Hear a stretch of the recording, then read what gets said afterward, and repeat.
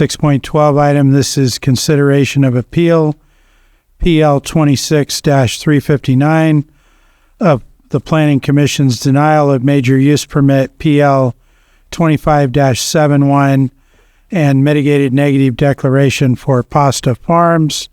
3 is the applicant 1833DS LLC, Peter Simon, for property located at 10750, 10417, and 10145 Seigler Springs North Road, 10800, 10833, 9864, 9954, and 11,000 Diener Drive, and 9954 Salmina Road. APN numbers 115-004-05, 115-004-01, 011-069-48, 115-004-08, 115-001-21, 115-001-29, 115-004-07, 115-006-18, 115-005-03, and finally 011-047-06. And I understood the applicant was requesting to present from here, so do you want to go ahead and come up? And we're going to be swearing in anybody testifying for either side on this.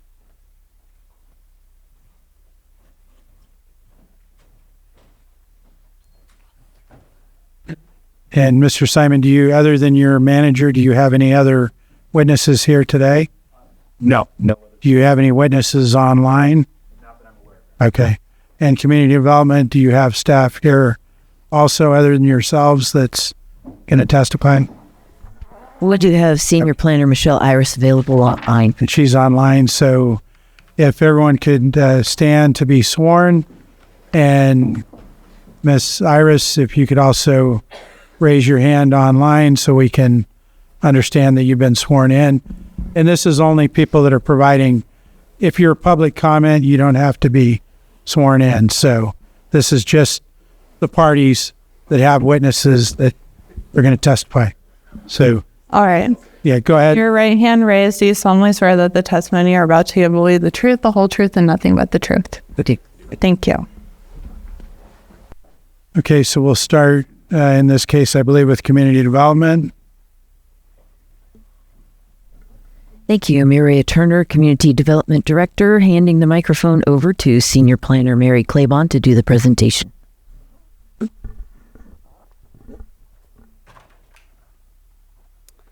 Thank you, Board and Chair. My name is Mary Claiborne. I'm with the Community Development Department. Today, for your consideration, is PL-26-359, Appeal of Major Use Permit Amendment PL-25-71, denial for a maximum of 30.1 acres of outdoor commercial cannabis canopy, a Type 4 nursery, and Type 13 distribution self-transport only license. The applicant is present here, Peter Simon. At the June 11th, 2026 hearing, Planning Commission hearing, there were 3 commissioners that were present. In order to pass, the project would have required a unanimous vote of approval from the remaining commission members pursuant to the Planning Commission bylaws. 2 commissioners voted yes, 1 voted no, resulting in denial of the project. The site is located in the Cobb Mountain area within District 5. It is approximately 3.3 miles south of the Clear Lake Riviera community growth boundary. The site consists of partially developed land in an agricultural setting. According to the Biological Survey, there are no aquatic resources on site. Surrounding land uses include rural residential properties, undeveloped forested land, and vineyards. Access to the property is via Seigler Springs North Road or Diener Drive. The total combined parcel size is approximately 602.48 acres. Existing uses on site include 20 acres of outdoor commercial cannabis canopy with perimeter fencing, one 27,201 square foot processing building equipped with ADA compliant facilities, 480 square feet of office space, 20,400 square foot of agriculture shade house membrane structures, a 2,400 square foot greenhouse, pesticide storage shed, equipment storage, 3,000 square foot composting area, a 15 foot by 15 foot cannabis waste area, a 3,000 gallon steel water tank and irrigation water tanks. The purpose of this amendment is to combine two approved major use permits, which are UP 20-11 and UP 22-31, and expand the canopy from 20 acres to 30.1 acres with appurtenant facilities. The new construction includes a 39,900 square foot processing building, a 40,000 square foot nursery, a 1,925 square foot accessory structure, a 3,200 square foot accessory structure, and two 300,000 gallon steel water storage tanks. The cultivation site meets the setback of 100 feet from the property line, and the nearest off-site residence is approximately 300 feet from the proposed cultivation area. The project meets property line setbacks and exceeds off-site residence setbacks. Notification of the project under AB 52 was sent to local tribes with Aboriginal territory in and around Lake County on October 20th, 2025. Middletown Rancheria's Tribal Historic Preservation Office responded to the notification, stating that the project falls within the tribe's area of concern and requested consultation. Tribal consultation was formally closed on March 17th, 2026.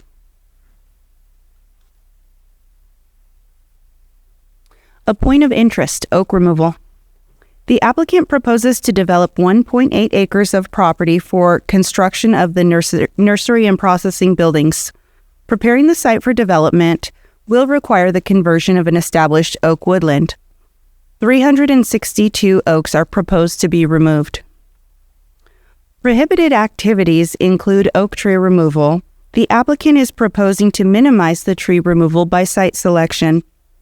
The applicant has selected the proposed conversion area on the project parcel for development of appurtenant facilities based on the proximity to the existing roadway, rather than proposing additional trees for removal with the development of internal roadways meeting Public Resource Code 4290 road standards.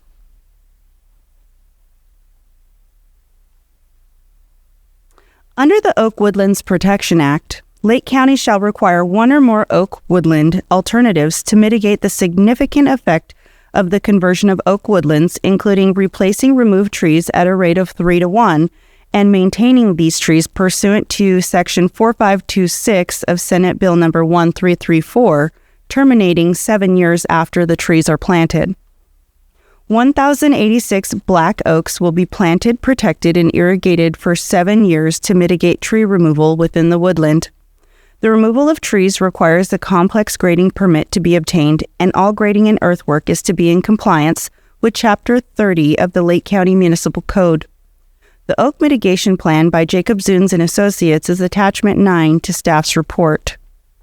Following the June 11th Planning Commission hearing, staff received additional agency comment from CAL FIRE's Resource Management Division Chief.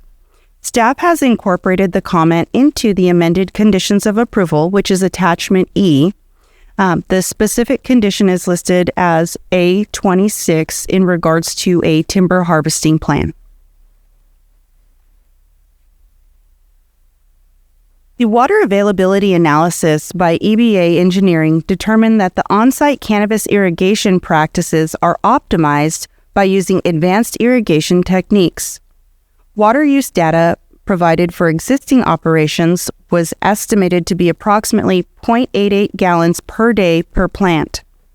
This reduced water demand is attributed to smaller plant sizes, optimized spacing, and efficient irrigation methods.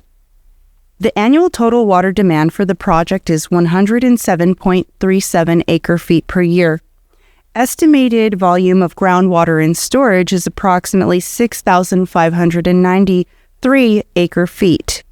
This annual proposed water demand is estimated to be 1.6% of the groundwater in storage underlying the project site.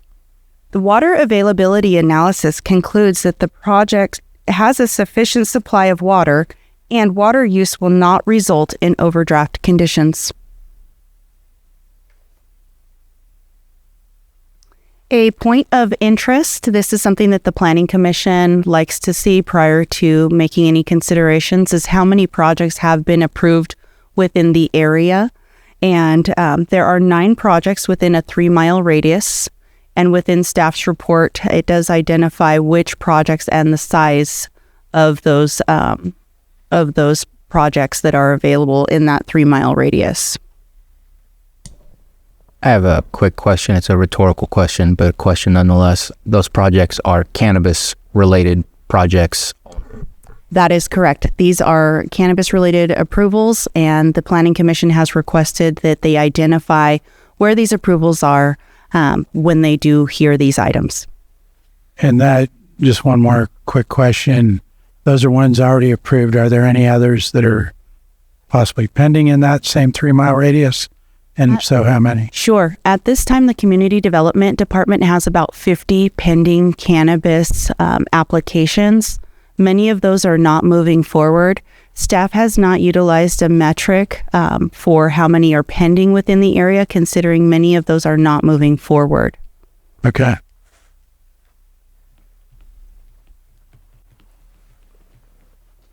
Regulations reviewed for compliance include the Lake County General Plan, Chapter 3, Land Use, Chapter 7, Health and Safety, Chapter 8, Noise, and Chapter 11, Water Resources.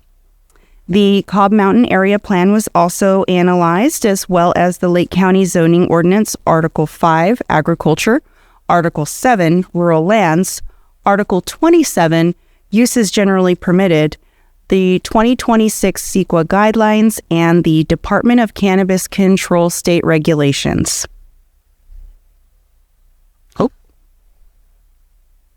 All impacts to the environment could be mitigated to less than significant with mitigation measures incorporated. Public comment occurred from April 5th to May 6, 2026. Appeal recommendations. Staff recommends the board uphold the appeal PL-26-359, reversing the Planning Commission's denial of use permit PL-25-71, an initial study for PASTA 3 1833 DS LLC for commercial cannabis cultivation of a maximum of 30.11 acres of outdoor cannabis canopy and development of appurtenant facilities located at project parcels 10750 and 10417 Seigler Springs North, additionally 10800 and 10833 Diener Drive, Kelseyville, and the associated clustering parcels. And staff and the applicant are available for any questions or comments you may have. And do we have any questions for CDD before we allow the appellant to move forward? I just have a clarification. I understand this. I just want to have a clarification. I understand that we would be increasing this from 20 acres to 31.1. It's not an additional 31.1. It's an increase from 20 acres to 30.11. Oh, it's 1 point. Okay. An increase of 10.11. Perfect. Thank you. Okay, Mr. Simon, do you want to present your appeal? Good. Thank you. Again, Peter Simon, and thank you for hearing this appeal. there were some interesting comments. I was listening to the earlier hearings, and one of them was talking about the policy and the importance of the board setting a policy so that people wanting to follow that policy know what the rules are. We have now for over 6 years, it's actually now I think 7 years, have been pursuing the policy that was in existence, and we have spent an inordinate amount of money both acquiring parcels but also hiring experts and navigating the process of submitting these. And we've done that with the guide of the ordinance itself, of the one that basically identifies where the county has communicated that it wants cannabis farms, what it wants, what restrictions it wants, what types of mitigation it wants, what types of circumstances are acceptable, and they vary from different parts. And I will just submit, I cannot imagine, when you really sit down and read the policy, a better situated parcel than this one for the way that the current ordinance is in effect. Now, I have listened to many times, and both at the Planning Commission and also in numerous conversations with neighbors and concerned citizens, the concerns and the criticisms of the project.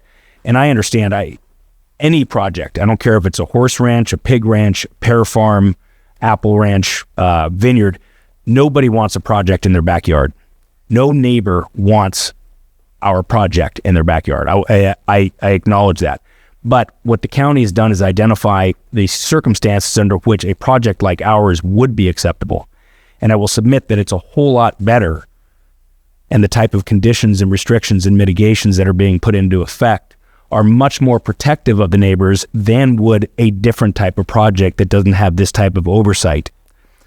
To simplify, our project has two components to it, and many of the comments that I have reviewed are looking at the overall combined project, not just the additional component. So we have the first component is to combine the two, but really the only new components of our project are, one, we're adding roughly 10 acres of cultivation. That cultivation is really just it's a marginal increase in things. We're still going to be using the same number of tractors, largely the same number of workers, some additional farm labor contractors, but the benefit is that we're going to be able to do that without having a significant increase on the impact of our neighbors and the environment. Not a single tree is being removed for the cultivation. The second component of our project is the buildings and the appurtenant structures. And we did struggle very hard with where to locate them and where we would like them. And we tried to pick the area that was the least impact. And what I'll do is I'll briefly touch base on a variety of the different complaints and topics that I think you have viewed, that have been expressed, and that we will likely hear today. Number one is the trees. There was concern, and frankly, I think that was the issue at the Planning Commission that we weren't able to fully address. There were some time limitations to address it, and I think that was the one that ultimately caused the one vote to go against us. As I mentioned, not a single tree is being removed for cultivation. So on the cultivation side, trees are largely irrelevant. But we identified in our proposal the maximum number of trees to be impacted by our structures. And the reason that we propose the structures is not because we intend to go out there and necessarily build them right away or necessarily at all. It's that as part of the CEQA process, what we wanted to do was provide a complete picture of every possible scenario. And before we submitted into piecemeal iterations of this process, that we could identify the total scope. Of that, 362 trees are being impacted. In that area where they are impacted, I'll just tell you, this is an area that if I had carte blanche, I would bulldoze those trees. And I'm a tree lover.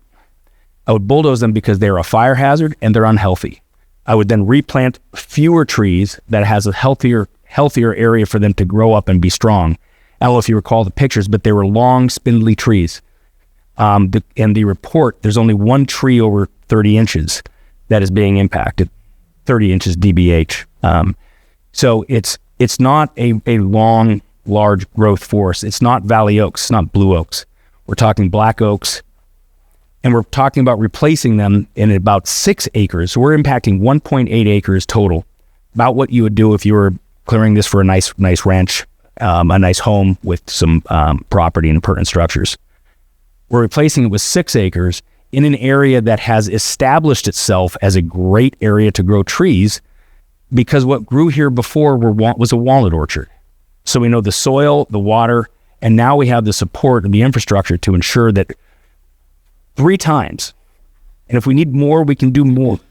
3 times the number of oaks are going to be replaced and be grown in an area where they're going to be properly spaced, and they'll have a healthier, more successful area.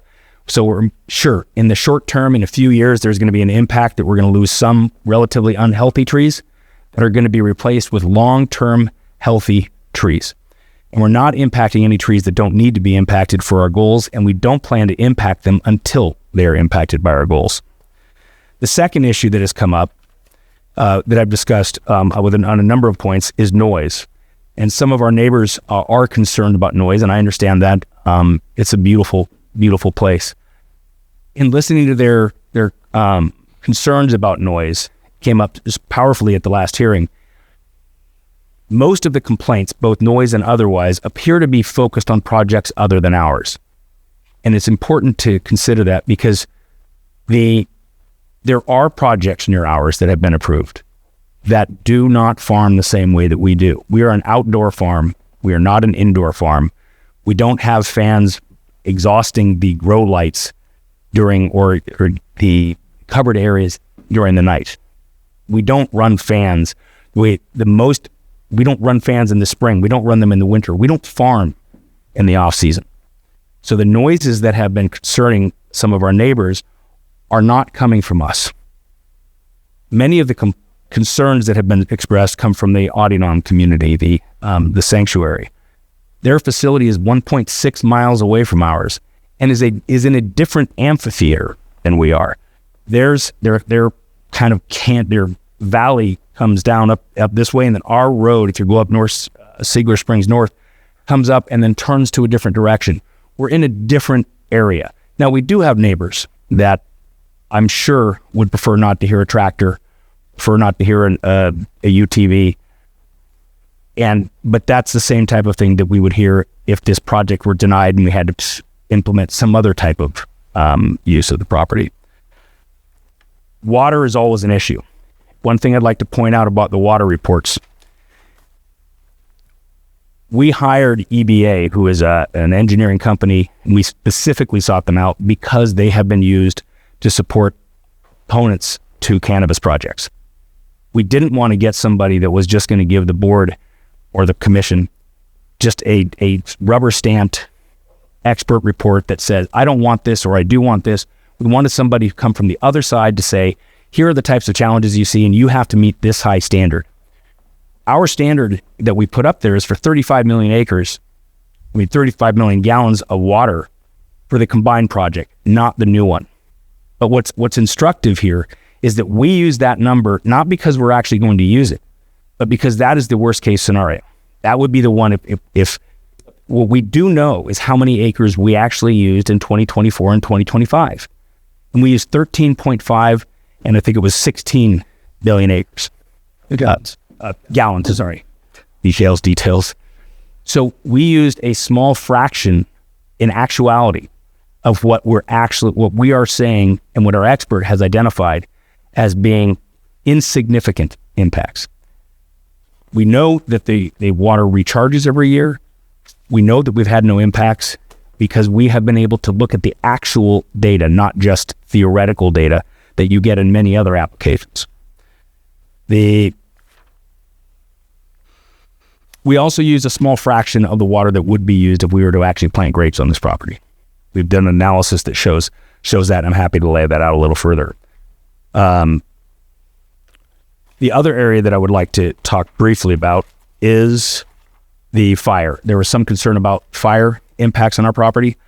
I would say that if you recall the map that was put up, we're the best fire break you can have. We're either dirt in the off season or we're green, fully irrigated plants. We have a 300,000 gallon water tank right above us, and we're proposing 600,000 gallons more. That is also available to CAL FIRE in the event of a fire. So the amount of water that is available to fight a fire is huge. The evacuation routes that are available to us are perfect. You have north, south, east, and west. And we have a very small permanent staff, so we don't have a large population that would need to evacuate without warning. Other than that, I'm happy to address any questions you have. I thank you for your attention. Thank you. Does the board have any questions for the appellant at this time? Where's the buildings located in reference to your current building? If our is Right there. Can the map go back up? It'll be right here. It's all the way to the west of their property and just south of Seigler Springs Road. right at the corner of Diener and Seigler. Okay. Okay. I just have the visual as well. I do too. Yeah. It was possible that we could have tried to move it somewhere off site, but by the time you start putting roads in, or you start trying to locate the buildings in areas we don't have, it's a bigger impact. If you can say that in the microphone. Oh, I'm sorry. The risk of moving the building somewhere else are that you actually have a bigger impact. By keeping everything compact, not only are we limiting the number of roads, access points, structures that have to be moved, but we're also limiting the amount of driving, the amount of dust, and the amount of noise that has to be created just to transport something a short distance. Just a thought. It was just something I'd thought about with all the wineries going under and then pulling out grapes. Is there any way to possibly purchase a facility near there that is maybe where we don't have to take out the trees? Really no. And the reason is multifold. One, I think the districts of the no-go zones that have been identified. Mr. Simon, if you could speak right in the microphone. Sorry. The reason that is very unlikely to work is that the areas of the cannabis exclusion zones have largely included areas that were previously vineyard type of areas. Moreover, the idea of even if you moved into a different facility, you're then transporting things to different locations. So you're driving a long way rather than being able to bring them directly to the process. When you harvest plants, you don't want to transport them. It'd be worse than transporting grapes. You want to get them as close as possible. Okay, thank you. Supervisor Sabatier, did you have a question? Yeah, a question popped up, but I feel I should probably read it before I embarrass myself. I thought the building was going to be used for something else, since I know you already have a processing building. I thought it was more along the lines of the nursery that you were looking at in that corner area specifically. Correct. Well, we have a nursery, and then we have the potential for an additional processing building. So we have two buildings, and then accessory structures, which would just be things. Because I don't believe that nursery is denied in a farmland protection, because that's specific to cultivation. Okay. That exists. So I could be wrong, obviously. CDD would be able to tell you otherwise. Sure. So, I mean, I guess I'll speak a little. I'll just full disclosure, I have been to the farm. I have checked it out. I did leave with pasta sauce because he does have a garden, and thank you for the pasta sauce. I don't believe it meets the markers for a gift at that point. The farm is a good farm. I'm not too worried about the evacuation routes. You have two ways on Seigler. You have Diener right there that you can go on both ways as well. So the fire risk to the people that are in that specific area that are farming, part of your crew, I don't have any issues. I think that you do have a very well manicured, and this is what I hope to see more of these types of cannabis grows look like. Your facilities look good. They're fairly new as well. And so agree with what you said in the sense that I think it's located in a good area. I think it's done well. And I hope that people see those types of examples so that they can copy and do it in their specific areas where it's also appropriate to do. I do struggle a little bit. I'm not worried about your water use necessarily, because I do see the data that shows that it does come back. But I do worry in the sense that, so what I did is I looked at your original initial study, your original hydrology, versus what are we saying today. And what I believe, and I could be wrong, which was a little confusing because I thought your hydrology report for your initial, and I know we're not really supposed to talk about that, we're supposed to talk about the amendment, but I think it matters. It said it was for a 10-acre grow, even though it's really 20 acres. But it said we're going to do it for 20 acres just to show you how much water we could use if we did 20 acres. And it said something like 10 million gallons per year. And you seem to be above that amount. In fact, the last count that I was looking at, and it's just based on your hydrology that you had, I know that you provided us with a maximum of 16 million. I believe that was the previous year, 13 million for this last year. But when I look at the chart and I added it all up, including the months that you just have employees there without grow, it looked like it was around the 19 million section. Actually, I think it added that up to 19 million on the, but again, that's just me trying to make a better understanding of the graphs that you provided and so on and so forth. And so when I see that you might use, I'm going with numbers off the top of my head that I remember looking at, like 36 million gallons, 34 million gallons of water with this new extension up to 31.1 acres. Again, I'm not worried about your water use, but my guess is it's going to be similar to your last hydrology report. We have hotter and hotter days, which means you're going to need more and more water, just like our native plants are using more and more water every single year, which has impact on our wells, which has impacts on our groundwater because Mother Nature gets thirsty. Everybody's drinking more, not just the cannabis plants. So I just, a little bit of, I guess, grain of sand in the way that I take the hydrology report, especially after seeing your original one versus what's your actual use. I guess I do have a rhetorical question that doesn't need to be answered now, but since we have received annual water reports that go above and beyond what the hydrology reports say, what does that mean to us and what are our actions that are taken? Because I'm not sure that anything has come from that, even though we know it's above what the hydrology report estimated would be used. We actually, you're talking about the, if I could offer some clarification, one of the issues that we have is that we have 2 use permits in concurrent. So we submit one report to that. Our initial hydrogeology study was with Vanderwall Engineering. He was since retired. And when we had him do what was the hydrogeology for the second, he used his initial information and he said that we could cultivate up to 22 acres. I want to mention EBA Engineering was hired by the residents of Morgan Valley as an ultra conservative to actually kill cannabis projects. I'll just mention that it took us 3 or 4 months to convince them to even work on this project. And they told us, if we don't sign off on this, we're not giving you good information. EBA Engineering also was hired to deal with and map all of the aquifers in the North State. And they have, as you can see with the 300 plus page report, it is an extremely conservative report. And when you look back at your question, your rhetorical question, Not conservative in the number of pages that it provided. I'll give it that.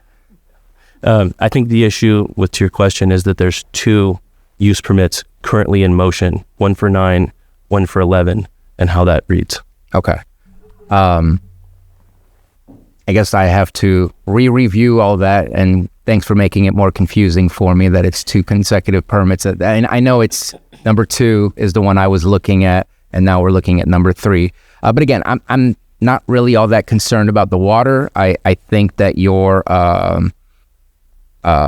not close, in my opinion, to a place that I feel would be potentially threatened by overuse, and I just want to make sure that we have the ability to enforce water use, or maybe do amendments saying this is not your water use. You're going to have to amend it if the reports show otherwise. And in our next item, you'll see that that's part of Article 73, this consideration of consequences, citations for using more water than approved. Yeah, because I think it's important to give legitimacy to this process, because if we have a report that says here's the estimate, and then we have an actual report of use that says it's above and beyond, not doing anything just feels like we're asking for something that's thank you for spending your money on a hydrology report, but nothing comes out of it if you go above and beyond. So and that's for the public as well. I think we need to do better. So appreciate you mentioning that. So I'm going to move on to, I think, just the obvious, which is the trees. In the original initial study, it spoke to the adjacent area being, I don't think they said wood and oak. I think they just said undeveloped forested areas.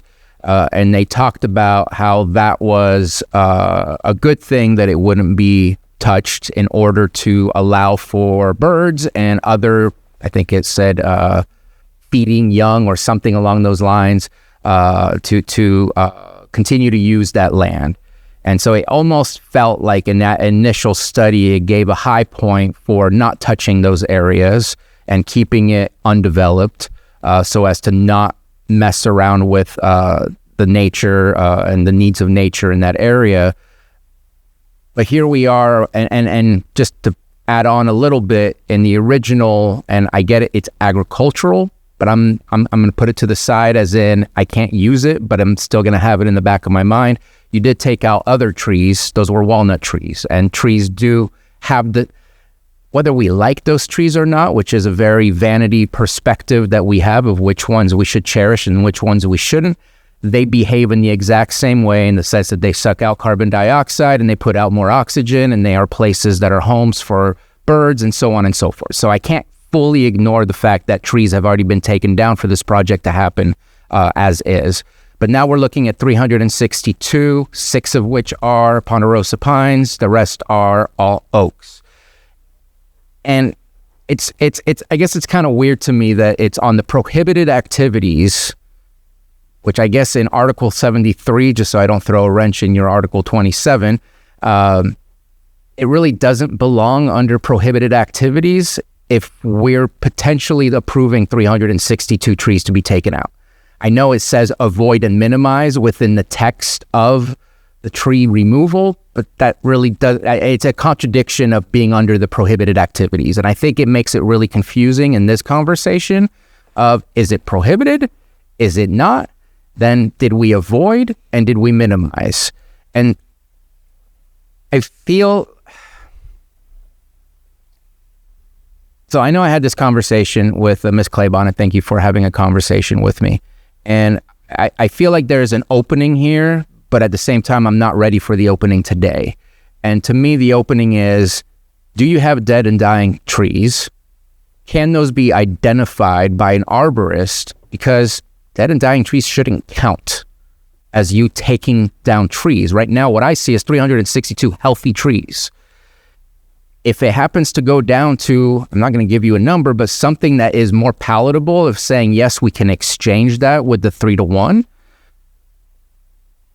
then I'm willing to move forward. But with this concept in my mind that we're just taking down 360 trees, clear cutting an area so we can develop a building, it seems to go against the spirit of the avoid and minimize.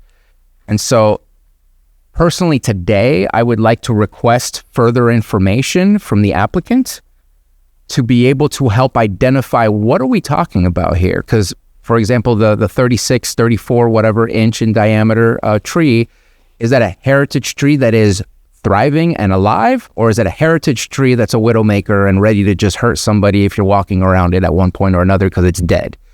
And so I think that matters, should matter to us. And so I am requesting that we continue, because I think that you have a good farm. I think you have a good spot, but I can't feel like I'm approving your current amendment to your use permit in an appropriate way when I'm stuck with the avoid and minimize and the prohibited activities section of the cannabis ordinance. And so I'm trying to find a way to maybe help some of the members of the public who are talking about the oak issue as being a concern. I guess I'm going to talk about the elephant in the room a little bit as well, which is, after we're done with you, we're going to go on and talk about updating our ordinance. I think you're at a spot where it's unfair to pull the rug from under your feet I'd like to find a way to say, please give me information. If you provide the information that helps lead me to a yes, then I would like to continue with the current laws that you have been doing all of this work for, rather than say, sorry, we continued. No such luck. You're now limited to no more than 20 acres, which is what potentially we might do. So I'll leave it there. I'm stuck, but I'd like to give an opportunity to provide enough information to see if maybe I can get unstuck, or maybe I'll still be at the same place. If I could make one point of clarification for you as well. We didn't start this project. I'm not a cannabis guy. My original partner and I were in grapes. The walnut orchard was pulled out because we were going to put grapes in. So before we'd even contemplated cannabis, we had pulled the trees out. There were a few remnants of that orchard that were later pulled out when we did add cannabis, but it was very, very few trees. We would have, the alternative to this would have been to pursue a THP and plant ideally about 150 acres of vineyard on there, and that's even before we added 300 additional acres to the property. So listen, if there was a way to do this without impacting trees, we would love to do it. It's just very difficult to do so, if not impossible. But that's something that we're willing to consider. One possibility we also talked about was replacing the trees at a higher than 3-to-1 ratio, possibly going to 4-to-1, and I understand you can't, an oak seedling is not the same as an oak tree, but it eventually will be, especially if it's given the opportunity and given the support to grow up into it, which is really what the benefit that we provide, because right now there's a lot of oak seedlings all throughout that area that aren't given any chance because they don't have the sunlight. Other trees are falling on them. They're too crowded, etc. That's the real benefit. But I hear what you're saying, and that's something that we can talk about for certain. And I appreciate your comments. All right. I need to add a disclosure too. After hearing, I'd forgot to do that, but I too have visited the farm a couple of times. I think that they're doing it right. I think that this is a project that I'd like to support, but I also have to say that they did give me some pasta sauce. And also they donated to the Middletown Rodeo, which I'm associated with. I think this year you donated some wine. I don't remember if you donated anything last year. And I did disclose that with our attorney. So. All right. And I'll make the same disclosure that I have been up there and toured the operation, the facility. It's been over a year, I think. While ago. Yeah, it's been a while. From that tour and everything else, I know you guys are a good operator. I've been impressed by how you're following the rules and all the laws and trying to also, be part of the community. So appreciate that. But my big concern here today too was the trees. Cutting, 362 trees. I've heard conflicting information. I haven't been up there to particularly look at those trees. I can just go by the reports. I don't know. I've heard that they're all, live, healthy trees. I've heard that some of them are dead trees and are a hazard. I don't know for a fact myself, but that was my biggest concern about that many trees coming down. I know there's mitigation that can be done. And so I also was just wanting to clarify if there was any other way to do this. I mean, you gave a pretty good, synopsis, and it doesn't sound like there is any other way other than the mitigation to replant 3-to-1 or even potentially going higher. I don't know if can you say? I mean, do we know are these all healthy trees? It sounds like there's issues with. Well, I'm not an arborist. There are certainly trees that I'm sure we could all go out and agree are healthy. But if my personal view of this is that you can tell it's a very crowded area. There's a lot of dead trees that have fallen. I don't know what the arborist counted, but when you walk through that area, you'll see you can tell by the statistics and what a lot of them are very small trees that have not been around for very long, and they're so they're not. I would say they're easily replaced. There are some trees. I think there are 3 trees that are 20 inches or above 20, and then 21's at 24, and ones I think is over 30 inches. I think the average was 10.1. Yes. There are some that would be are a bigger concern for me. Like I said, I don't want to destroy oak trees. And I also would feel very differently if they were valley oaks or blue oaks. But there are, the ordinance and everything has a mechanism to mitigate them that has been, from a policy perspective, identified as the means to do so.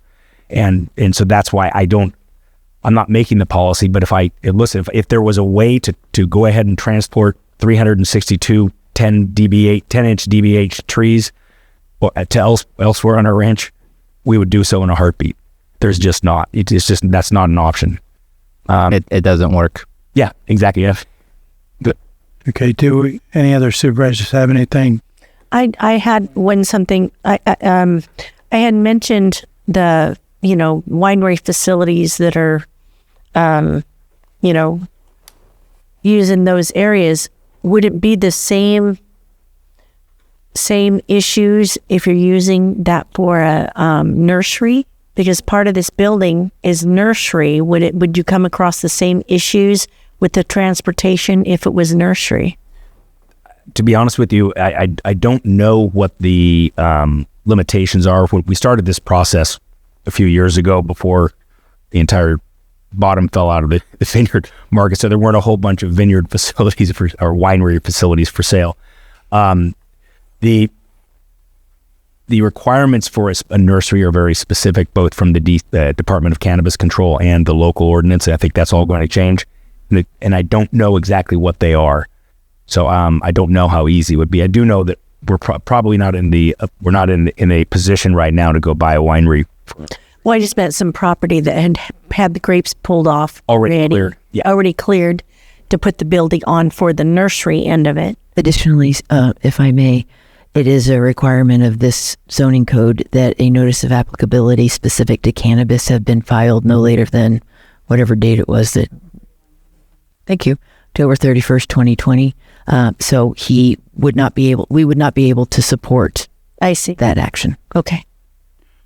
All right. I need to check in with community development to see if you had any rebuttal to what the appellant presented to this board. We have no rebuttal regarding his presentation. However, we would like to request a 5-minute recess. Okay. We'll be in recess for 5 minutes. County Council, can I start? Are you good? I'm going to call our meeting back to order. And before we broke, I was asking if community development had any information to... Thank you. We did have a discussion with the appellant, and I would defer to him and pass him the microphone. Okay, Mr. Simon. Thank you, Ms. Turner. What we have discussed amongst ourselves, while we think it's important that we proceed with the cultivation increase, largely so that we can rotate crops right now because of the impacts of monocropping, but we are willing to withdraw the portion of our application that would require the removal of any trees, including the construction of the buildings. And if we need to, at some point, we can find a way to do it without this kind of an impact on our property or the trees. We will then resubmit at a later date. Okay. All right. Any other comments from the board before I open it to the public? Thank you, Mr. Simon. And how many people do I have in the room that are going to want to speak? Okay, and how many online? Okay. All right, so what I'm going to request is, first of all, just so everybody's clear, he's proposing to remove the part of his project today that would require it would mean no trees would come down. So if I could request, so everybody gets a chance to speak, if you have the same thing as the previous person, if you could just not take the whole 3 minutes and state that you agree with the previous person, whatever your concern was. So we'll go ahead and start in the room. First person come up, state your name, and make your comments. Good afternoon, Mr. Chairman and members of the board. My name is Małgorzata Żuk, and I am the General Counsel of Adidam Holy Domains, the owner and the steward of Adidam Sanctuary in the vicinity of the Pasta Farm project. Before the board hears the merits of this appeal, I respectfully ask the board to answer one threshold question. Has this appeal complied with the procedural requirements that the county itself established in Article 58 of the Lake County Code? I submit that the answer to that question should be determined before the board proceeds any further. The Planning Commission's bylaws require an affirmative vote of a majority of the Commission's 5 regular members to approve a matter. At the Planning Commission's hearing, only 3 commissioners participated in the vote. The motion received 2 votes in favor and 1 vote against. As a result, the motion did not receive the 3 affirmative votes required. The county ordinance then provides 2 different paths to the board. One is an automatic appeal, but Article 5840 limits automatic appeals to situations involving a tie vote, or where the commission is unable to act because of legal disqualifications or abstentions. The ordinance also states that automatic appeals are not subject to filing fees. The materials before the board indicate that this matter has been processed as an ordinary appeal. The applicant filed an appeal and paid the required appeal fee. In case of an ordinary appeal, under Article 5830, Section 5831C, requires the appeal to be accompanied by a written statement identifying the error or the abuse of discretion allegedly committed by the Planning Commission. I reviewed the public agenda packet and could not find the required statement. I found only the appeal application identifying the Planning Commission decision being appealed. Article 58 also requires the Planning Department to send the board a staff report setting forth the reasons for the Planning Commission's decision. I recognize that today's hearing is a de novo hearing under Section 5834. The board is entitled to hear evidence independently and exercise its own judgment. However, the de novo nature of the hearing does not eliminate the procedural requirements for filing an appeal. Those provisions work together. The appellant's written statement tells the board and the public what errors are being appealed, while the Planning Department's report would explain why the Planning Commission reached its decision. Together, they provide the framework for the board's review and ensure that the public has meaningful notice of the issues before the hearing begins. Absent a written statement required by Section 5831C, the board cannot conclude that the appeal complies with the procedural requirements. If it was filed but omitted from the record, we would like to have it posted for the public.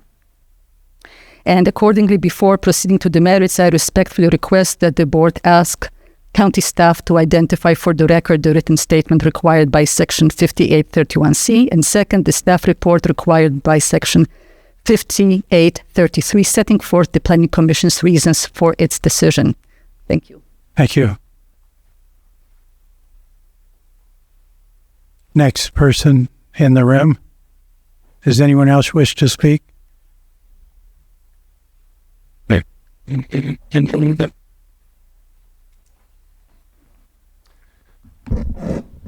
afternoon, Mr. Chairman and Board. I know that you have, to most intents and purposes, eliminated the tree issue. However, I want to address a couple issues that were brought up in that, specifically the issue about black oak trees and their health. A black oak tree, according to the USDA, takes between 45 and 60 years to achieve an 8-inch diameter at breast height. These are not weed trees. This is a grove of mature black oaks. And I'd also say I was, disturbed to hear that the applicant said if it was up to him, he would just bulldoze them. And I'd also point out that whatever your opinion may be about it, according to the traditional people in this area, black oaks were much preferred over the Valley Oaks. They got a much sweeter nut. So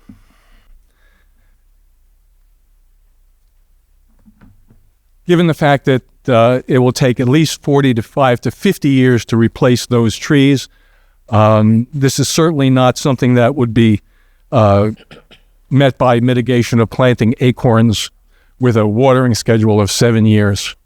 So I just wanted to add a couple of extra exclamation points on that. So thank you very much. Thank you. Did he say? Did you state your name? My name's Elliot Hurwitz, and I'm here as a member of the executive committee of the Lake County, of the Lake Group of the Sierra chapter of the Sierra Club. Thank you. Thank you. Next person in the room.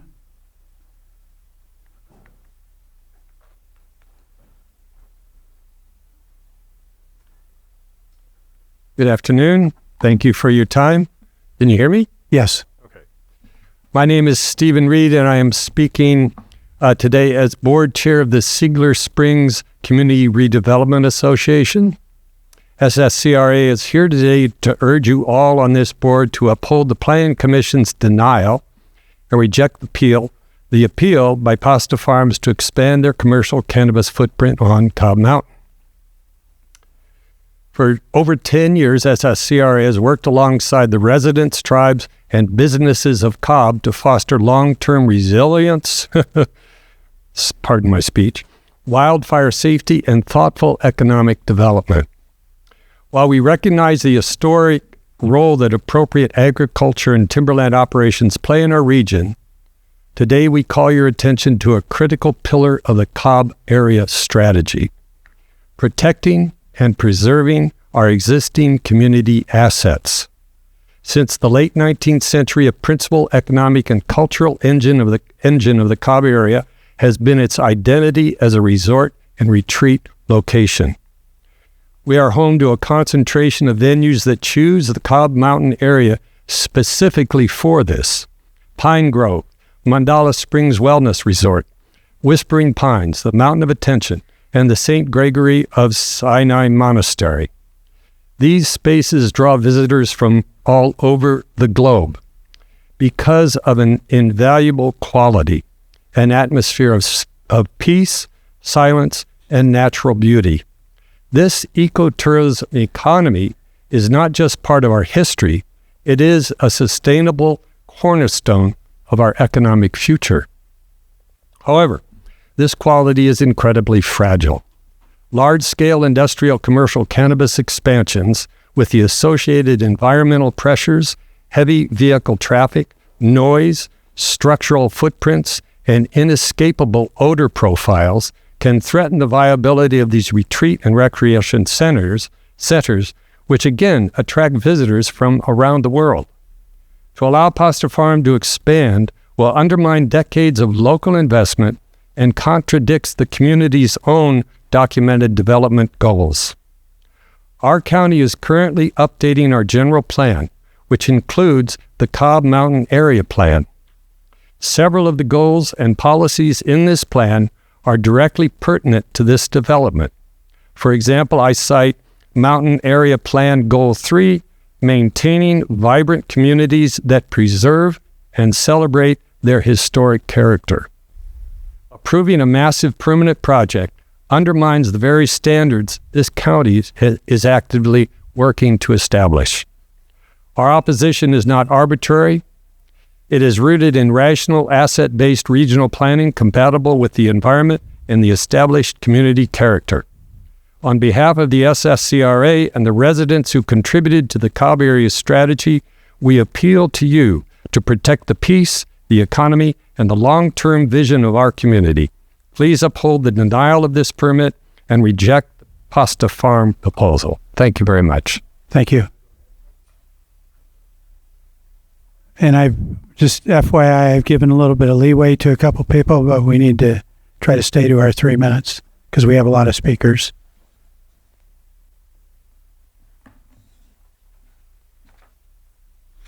Good morning, Honorable Supervisors. I'm Magdalena Valderrama Hurwitz, speaking to you today as the chair of the Seigler Springs Firewise community. I have submitted my evidence package online, but I wanted to address two others. I very much appreciate that Peter Simon and the pasta farmers removed the issue of the trees from the discussion. There are two other things. First, anti-segmentation. The planning department has treated this permit in a vacuum. It ignores the cumulative 80-acre expansion, PL 26, I believe, 115, that is coming before you in August. These projects are physically intertwined because they rely on the same infrastructure corridor. I went to visit the all three exits that involve Seigler Springs North Road and the Diener Road. The roads vary in width all along their way, but the choke points are really intense. The Diener Road comes out on a blind crest, so you've got a highway running while people are trying to escape there. You have a very narrow and very steep diagonal sharp curves on the other two ends of Seigler Springs Road. So in terms of the amended conditions of approval, they've not even corrected the initial study's fundamental error. They've left operational capacity undefined, and now they're merely citing adherence to the basic building codes like PRC 4290 and 4291. Well, CEQA demands an actual impact analysis of our collective evacuation capacity in the area, not just a checklist of minimum fire-safe construction standards. Under Bonta versus Lake County, you cannot legally approve a project in a very high fire hazard severity zone without a realistic site-specific evacuation analysis. I've detailed in our technical brief that a site-specific evacuation flow analysis is verified by the South Lake Fire Protection District that has on-site evacuation authority is mandatory. So I ask that you enforce the law, protect human lives, and order a full EIR. Thank you. Thank you.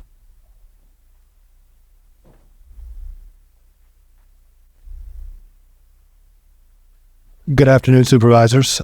My name is Alexander Powell, and I am the CFO for Adidam Holy Domains, a California nonprofit that maintains the 1,000-acre mountain of attention sanctuary on Seigler Springs North Road, about a half a mile from the Applicant's pasta farm.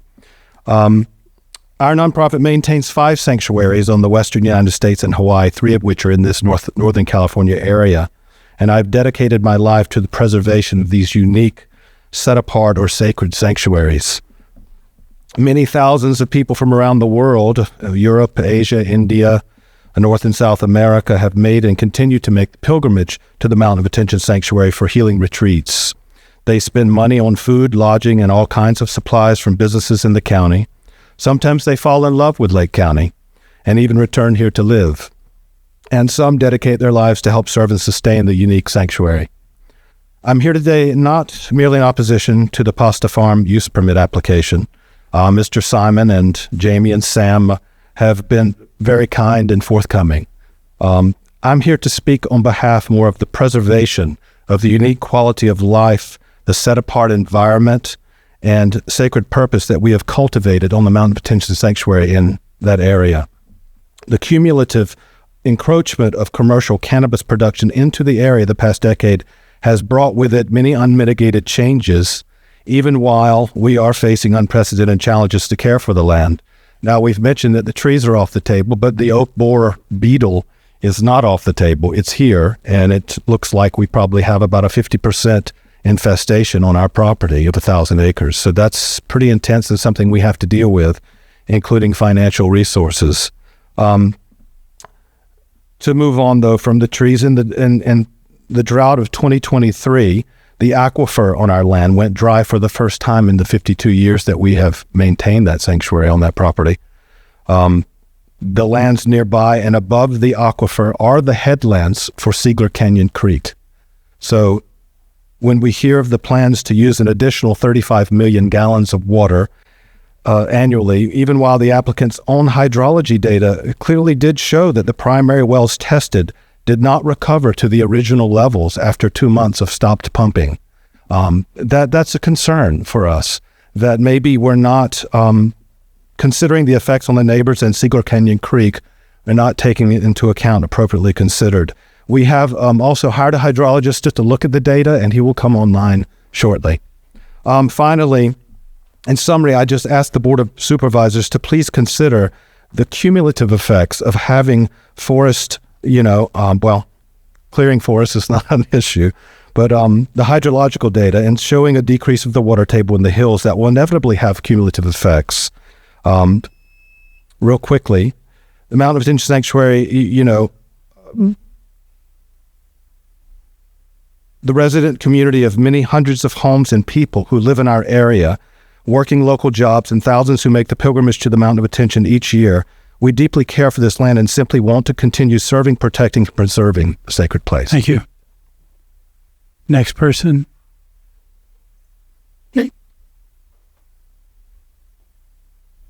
Good afternoon, supervisors. My name is Lynn Wagner. I first visited Lake County in 1975 on a retreat at the Mountain of Detention Sanctuary. And I was so attracted to the beauty, the tranquility, the clean air, that I convinced my partner to relocate from San Francisco to Lake County as quickly as we could. We purchased, Tom Klosser, my partner, and I purchased 2 homes in Lake County in the last 50 years. And Tom is now the owner and marketing director for Aloha Bay Candle Company in Lower Lake, California. I speak in opposition to the Pasta Farms major use permit because, like hundreds of my neighbors and members of the local community, homeowners like me, I object to the cumulative effect of expanding industrial scale cannabis facilities in and around our neighborhoods because they negatively impact the quality of our life and devalue our investments in this beautiful vacation destination. I read online that under Section 51.4A of the California Environmental Quality Act, a major use permit is for discretionary land use, and as such, it should not pose negative impacts on neighbors, nor be detrimental. I won't read the whole thing, but it's in there, detrimental to the health, comfort, and general welfare of the persons residing and working in the neighborhood. Now, the properties that we purchased and the homes that we have rebuilt after the Valley Fire are losing their curb appeal and their market value because of the undesirable, I might say, side effects of commercial cannabis production. One is the nuisance odor of cannabis cultivation. So now as we sip our morning tea, instead of breathing in the refreshing fragrance of pine and lavender and native grasses, we are inhaling the, excuse the grossness of my description, but really thick, skunky odor of growing and ripening marijuana, especially in the outdoor cultivation project, which is actually what the cannabis fields that Pasta Farms are currently and plan to be expanding. That's all. Thank you. Thank you for listening.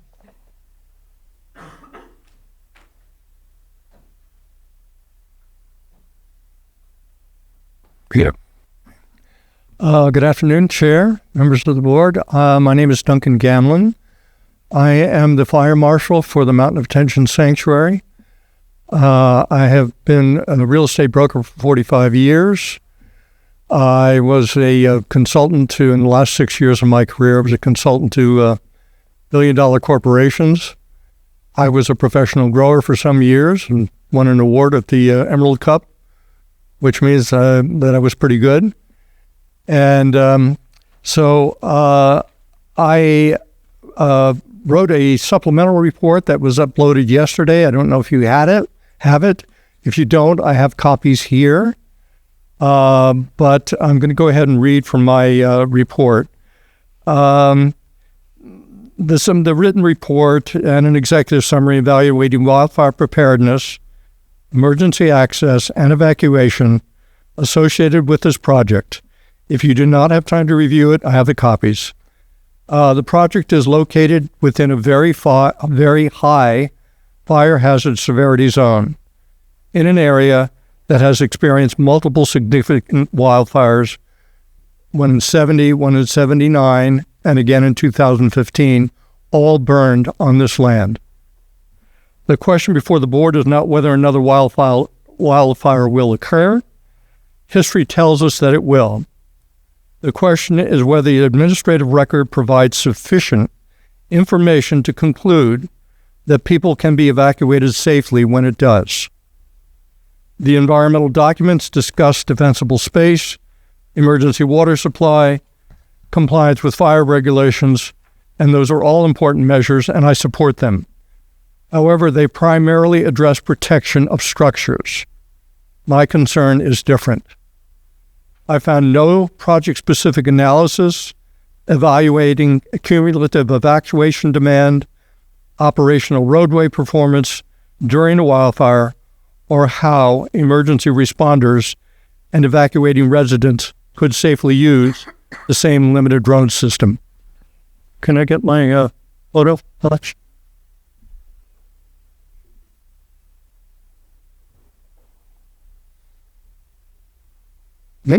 Technical difficulties. Bear with me for a second. I'm almost done. Wait, where are we? I'm waiting for a photograph to come up. Share. Well, you wouldn't be able to share with our system. He put me on. Oh, he did? But it's not good. This is good. So it's this. No, it didn't go up. Okay. The photograph is my truck on Seigler Springs North Road, 400 yards from, I reside on this property, and the road is barely wide enough for my truck. This is just one choke point, and it only takes one choke point to kill somebody or kill many people, and there are multiple choke points on that road. Okay? As fire marshal, I cannot conclude from the current record that these life safety issues have been adequately evaluated. These roads serve residents, neighboring communities, the Mountain of Attention Sanctuary, agricultural properties, visitors, and first responders. I will need you to wrap up, sir, because we've passed the 3 minutes. Just 2 paragraphs. These roads were established in the 1880s to provide access to ranchers and the Seigler Springs Resort with horses and wagons. They were never designed to support modern industrial development. Sir, we're not going to be able to go 2 more paragraphs, so if you can leave the report and the clerk can hand that to us. Okay, well, the last thing I'll need you to wrap it up. Go ahead. Okay. These are called wildfires because they're wild and they're not predictable, and we don't get to choose our evacuation route. The fire chooses our evacuation route.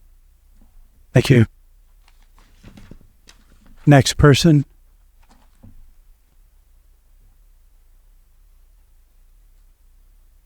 Good afternoon. My name is Indigo Perry. I have been a resident of Lake County since 1989.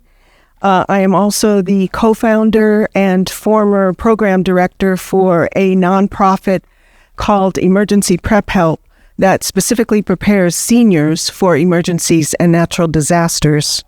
And as such, this is a Sonoma County-based organization. And as such, I have worked with fire marshals and emergency managers from Petaluma through Healdsburg. And I am currently implementing a similar emergency preparedness program here in Lake County called Is Everybody Ready? And my concern today is for the hundreds of seniors that would need to evacuate the area that includes Pasta Farms, and how and how more industry and traffic would affect emergency evacuations, especially during harvest season. My question is whether the applicant has completed a traffic analysis that models evacuation conditions, not just normal traffic, but evacuation traffic during a wildfire or other emergency that takes older adults into account. The area that we're talking about is widely recognized as retirement-oriented, where older adults make up a substantial share of the population. And in some pockets, older adults make up 80 or 90% of the neighborhoods. Increased traffic in this area could make an evacuation more dangerous for everyone trying to get out, especially on such narrow, winding, unlit roads with no pullouts, particularly if evacuations occur simultaneously with inbound emergency equipment. Many seniors may drive more slowly, resulting in slower overall traffic in an evacuation and slowing down others. Trying to get out what we call the back way towards Diener, which is largely unpaved, threatens to slow everyone down even further. Dust from cars rises 4 feet at least into the air and will make visibility even worse and raise the risk of accidents. In addition to being senior heavy, the area also contains numerous horse and livestock properties, and evacuating with trailers for large animals requires considerably more time and roadway space than ordinary vehicle traffic. Seniors driving with trailers attached to their vehicles are bound to slow down things even further. Slow drivers on narrow, winding, unlit roads with no pullouts increase the likelihood of collisions and disabled vehicles, which can quickly block evacuation routes. For even the best drivers, pulling over on these narrow roads with no shoulders or turnouts to allow emergency vehicles or faster vehicles to pass again risks collisions and disabled vehicles. So unless Seigler Springs, Loch Lomond Road, Seigler Canyon Road, and Big Canyon Road are all widened and fitted with multiple pullouts, and a wildfire traffic assessment has been done, I strongly encourage the Board of Supervisors to keep our older adults safe by denying any further industry or expansion that would add traffic to this area. Thank you. Next person.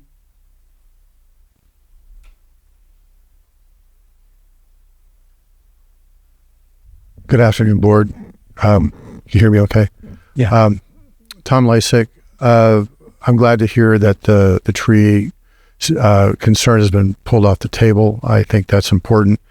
And Mr. Hurwitz had mentioned the DBH of 10 inches for a black oak is 60 years. And that's pretty much what my research has also found out. And a ponderosa pine is about 50 years.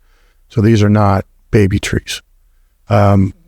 So going forward, it is important to protect the trees that we still have, especially with the pine bark beetle and the oak borer beetle.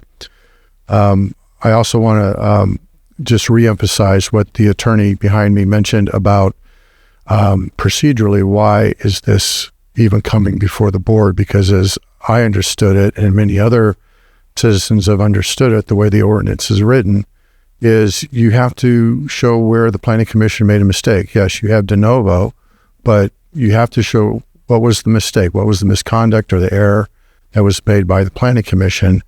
And there doesn't seem to be one, not only from the appellant, but also from CDD. It appears that all they just didn't like the vote, so they're just going to appeal. And that doesn't meet the standard that's required by your own ordinance. And then just to summarize what I've been hearing here is we're not following our own ordinances. We're not following our own laws, only when it's convenient. And, you know, you hear over and over again about wildfire safety and about evacuation safety. CDD over and over and over again, not just Mr. Simon with your permit, but for 100% of the cannabis permits, has not done a traffic safety analysis because they argue that there's certain thing in Caltrans document says they don't have to. And it hasn't been reported in multiple hearings that is the wrong document to be looking at because it was for air pollution. It was for where you're going to put your bike lanes and things to reduce greenhouse gases. It wasn't for traffic safety. And in that exact same document, it even says, don't use this document as an excuse not to do a traffic safety study. But for the last 6, 7, 8 years, boilerplate language is put into every ISM&D.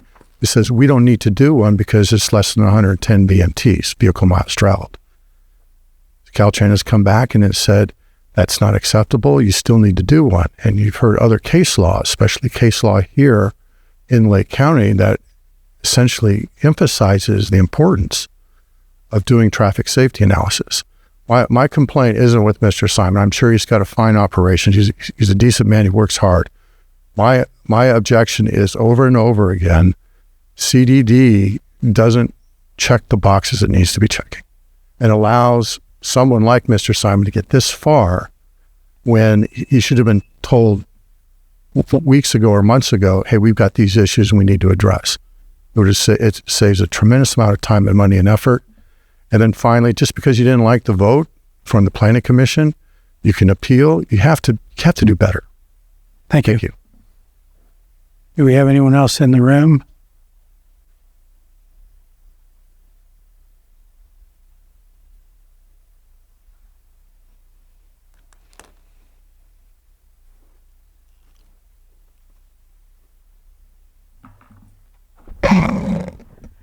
Good afternoon, Chair and Supervisors. Margot Kambara. I don't doubt that Pasta Farms is a good operator. And I am not here to say, no cannabis in Lake County. That's not the point. Supervisor Sabatier brings up excellent points on water availability. As Supervisor Sabatier suggests, more information can provide the basis to uphold the appeal and approve the permit. Right now, that is not the case, specifically about cumulative impacts and water. And specifically, Seigler requires for a project to demonstrate sustainable water availability. Just showing that you have the capacity to put water into storage units is not demonstrating sustainability. There is a data that is available to the county, but it has not been provided to the Planning Commission, has not been provided to your board. And what is that information? Well, there are approved projects already 3 miles, 5 miles, and 1 mile away from the project site. So those projects had to provide estimated water usage for those approved projects. They also now have actual water usage data. That was not shared with your board. Same thing with projects that are approved and pending 1 mile and 5 miles from the project site. Also, we're talking about the aquifer. So it's not just cannabis projects, it's other neighbors who will be dipping their straws into that aquifer. So what about the neighbors? Well, admittedly, we may not have that data, but there may be other vineyards in that area. We might know of some water users that will be creating a larger water demand. That is not factored in the study at all. These are important factors about the health that will affect the health of the community, and they should be considered. The study is silent on this, so that's troubling. We don't want to be approving projects now only to have communities in turmoil maybe a year from now or years from now because there's no water. Neighbors have already reported that wells have gone dry, and it seems that we as a county are turning a deaf ear on those concerns, and that is troubling. CEQA, that doesn't fly under CEQA. Again, CEQA demands that cumulative impacts be considered when approving a project, a discretionary use project, using a mitigated negative declaration. So that means that the mitigations should be specific, measurable, and enforceable. Look at the conditions of approval. Not many of them meet that standard. Thank you. Thank you. Was there anyone else in the room?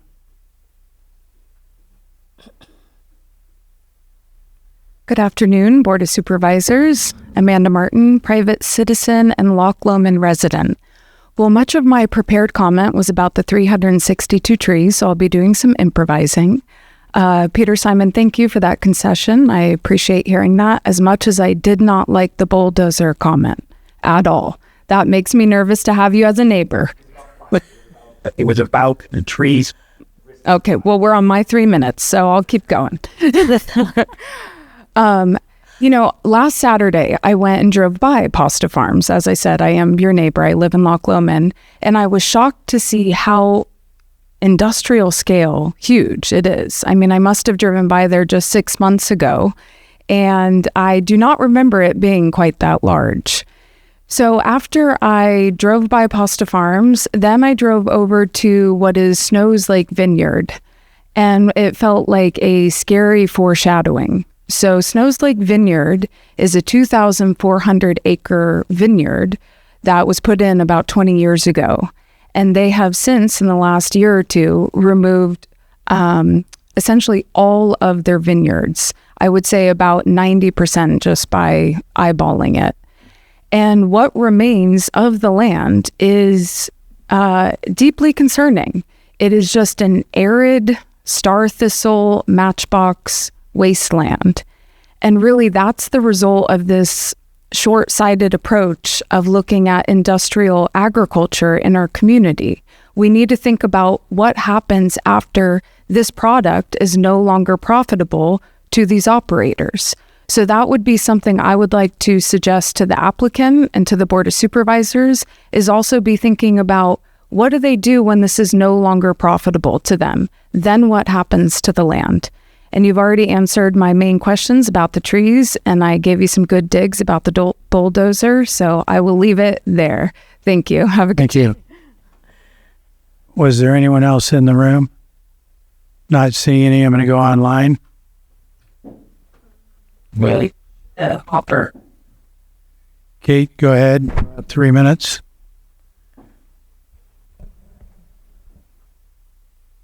Okay, I think I'm unmuted.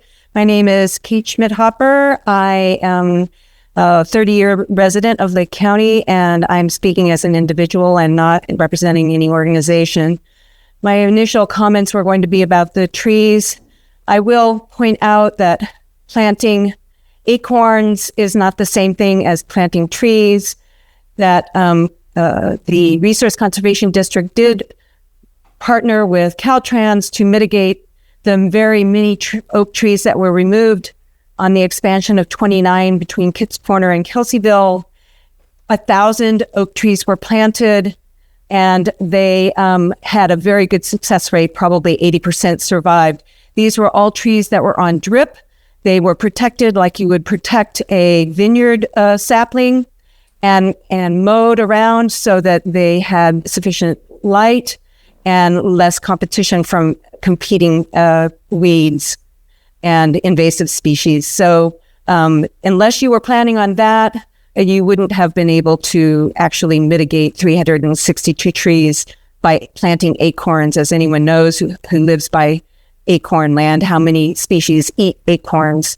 But in addition to that, it seems to me, having listened to these other people's comments, that perhaps there was a good reason for the planning department to deny this permit, and that there are many unanswered questions about water use, the sustainable water recovery, evacuation routes, etc. And so I would urge the chair and the other Board of Supervisors to uphold the original finding of the planning department. Thank you. Thank you. Is there anyone else? Here. Sterling?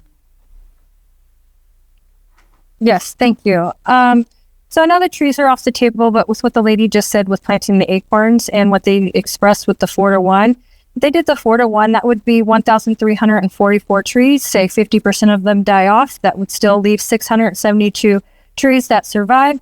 That is almost double of the 362 that they said that they would take out. Also, the harvest part with the evacuation. I live by a vineyard, and when harvesting is happening, they are not off their properties. They are not on the roads. It does not bring up the traffic on the road. So that saying that for evacuations, the harvest would slow down for the people to evacuate wouldn't actually be that problem. And when they do harvest, everything is staying on site and not going off the site, so they would not be on the road. They also stated that the Cobb Mountain area is a retirement area. Pretty much all of Lake County is a retirement area. It doesn't matter where you go. To solve the water problem, they do have the big enough tanks. For the gentlemen that are appealing this, I would suggest maybe paying and trucking in the water into your tanks, which would get rid of the problem of using that aquifer. If you're doing a big scale, you guys used to do vineyards, then you would understand that you can go and get a truckload of water, I believe from Clear Lake, and buy it from Yellow County at a reasonable price. That would solve the problem of using the water from the aquifer. I do not think that we should say no, especially with the deficit that we're about to be looking at in next year and the year after that. Making things like this hard for companies to come in. That ups the value of property tax. They're putting a building that's more property tax. The revenue that would be coming into this county would be significant. I do agree with the water. So like I already expressed that, they can buy water and bring it in. I will be talking about that next. But also, gentlemen, start thinking about regenerative farming. If the county ordinance does regenerative farming, that would help with the carbon. And then that can also bring in private companies that do carbon credits to the farmers and to the counties. So this is a huge conversation to have. I really don't think that we should shut these gentlemen out. They are trying to work with the community. They said they weren't going to take it out. With all the statistics that the other community said, with the ratio, it does say that 50% of those trees would die. So, I mean, if they planted 1,344, 672 of them would survive. So that's almost more than 50% of what they would take out. So I really hope that the board looks into that. And I understand nobody wants to have big farms around them and stuff, but this is up on Seigler Canyon. This isn't in the middle of, a city. It's out of city limits. So please give them a chance. Thank you. Thank you. Do we have anyone else? Gordon. Gordon, go ahead and state your name. This is Gordon. Okay, thank you. My name is Gordon Frau. I'm a hydrogeologist with Geosyntec Consultants. I'm based in Oakland, California. I have a BS in geology, a PhD in earth sciences, and I'm a registered professional geologist and certified hydrogeologist in California. I've worked as a consulting hydrogeologist for over 30 years. I've been engaged by Adidam Holy Domains to conduct a technical review of documents and data related to the water supply for the proposed expansion of Pasta Farms cannabis operation. I encourage you to look at my report that was submitted yesterday, and I respectfully request a little more than 3 minutes. The proposed sole source of water is wells and fractured volcanic rock. 2 existing wells are proposed as the primary source to meet the estimated annual demand of 107 acre-feet per year. My main comments follow that are based on my review of the January 2025 water availability analysis by DBA Engineering, which is attachment 5 to the staff report. First, sustainable yields of wells cannot be reliably estimated by pumping tests of only a few hours, especially for wells in fractured rock. The reported estimate of average annual recharge to groundwater beneath the project site is equivalent to 46% of average annual rainfall. This average rate is a gross overestimate and is on the order of 10 times too high. Please look at are the figures showing on the screen? Hello? Please look at the upper 2 figures on the screen. We're not going to be able to see your items on the screen. Okay, well, it's figures 3 in my report, which are hydrographs that show depths to water recorded every 15 minutes in the 2 project wells from June to December 2024. The same data are shown in a zoomed out scale by exhibits 3 and 4 of the DBA water analysis report. The applicant kindly provided me with these data. The figures show like points for every 15 minutes. So they have 2 bands, 1 on each. The upper one is the water levels when the pumps are off, because they go off and on every day. And the lower bands are the water levels when during pumping. The data clearly show increasing depths to water levels in both wells during the irrigation season. And in weeks after the pumping stopped in October, the water levels did not recover to the levels before the pumping started in June. In fact, by mid-December, the recovery of water levels in the two wells was only 50% of the decrease that occurred during the irrigation season. So they did not recover. The dotted and dashed lines are on the figures connect water levels before pumping started in June to water levels. I'll give you 30 more seconds. That was 3 minutes. Mid-November, after pumping stopped, they show a downward trend of the water levels. The data from the two wells definitively establish that pumping exceeds the recharge rate and depletes groundwater resources. In conclusion, the evidence before the Commission and the supervisors is insufficient to demonstrate an adequate, sustainable source of water to meet the demands of the project. In fact, the data indicate that the proposed water supply is not sustainable and overdraft is likely to occur. Thank you. I'm available for questions. Thank you. Was there anyone else? Guest. Guest.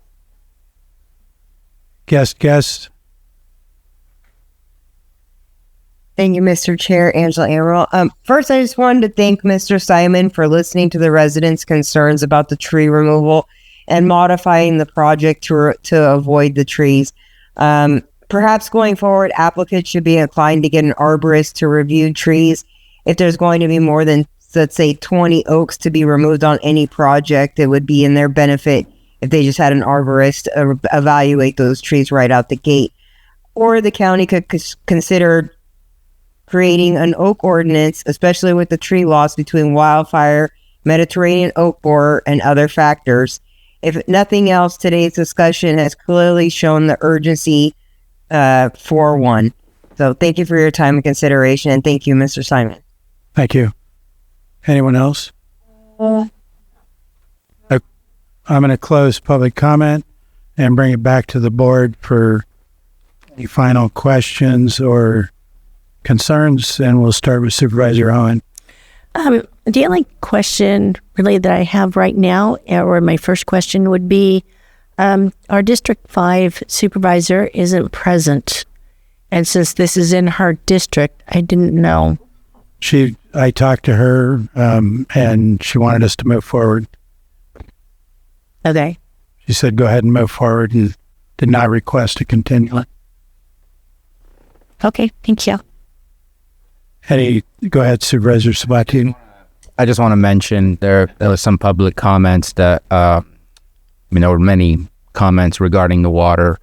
There is a CIA section for the cumulative impact of the project. It talks about the number of residences, the size of the residences, and the estimated water use of those residences, as well as other projects. It talks about future projects, and all of that is accumulated in the review of the amount of water used in the area based on the cone of influence that is, and I'm not going to act like I fully understand the cone of influence. I know I've seen a lot of these reports, but I'm not a professional. But I do know that the estimates of other uses outside of just cannabis is within the report itself. Just wanted to at least mention that it is not being ignored. It is in there. And so that's the information that we have to look at and review and see if it makes sense. But as you know, my number one issue was the trees. Mm-hmm. That has been rectified, and I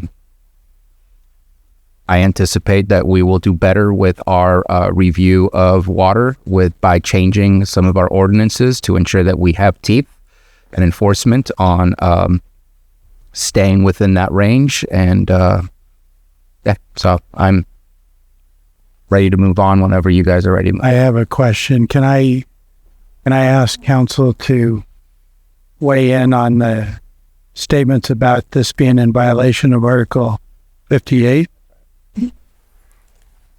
Yes, thank you, Mr. Chair. So Just very briefly, section 21-58.31A2 of the Lake County zoning ordinance or zoning code states that any interested person not satisfied with the decision of the review authority is an eligible person to file an appeal before your board of supervisors. So with that as a starting point, you also have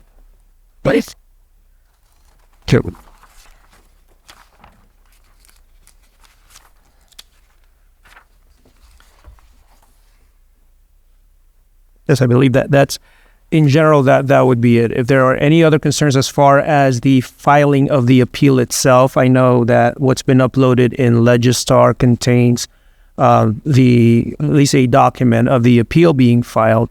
The documents in support of that appeal, because it is addressed in sub C of, again, 21-58.31, where it states that an appeal shall be accompanied by a written statement setting forth the grounds upon which the appellant asserts there was an error or abuse of discretion by the Planning Commission.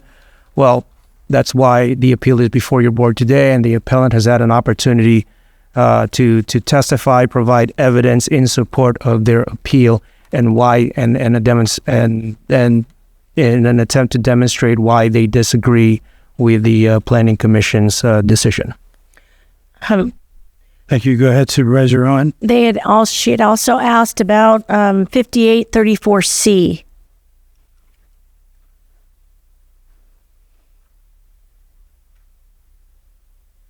Sorry, what was that section again? 5834C, the notification. She said it was missing. So staff can maybe shed some light on that particular provision, because I was not able to pull that up online.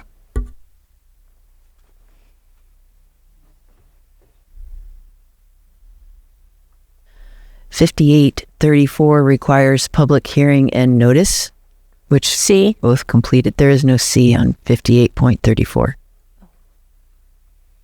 Okay. So if I may provide some further clarification, perhaps that reference is made to 58.31C, which is what I just cited as the required documents. Not 34C, but 31C. Okay, I missed. And anything else, Supervisor Owen? Nope, that's it. And likewise, my concern was the same thing with the trees. That's what I was struggling with. I do appreciate the modification here today.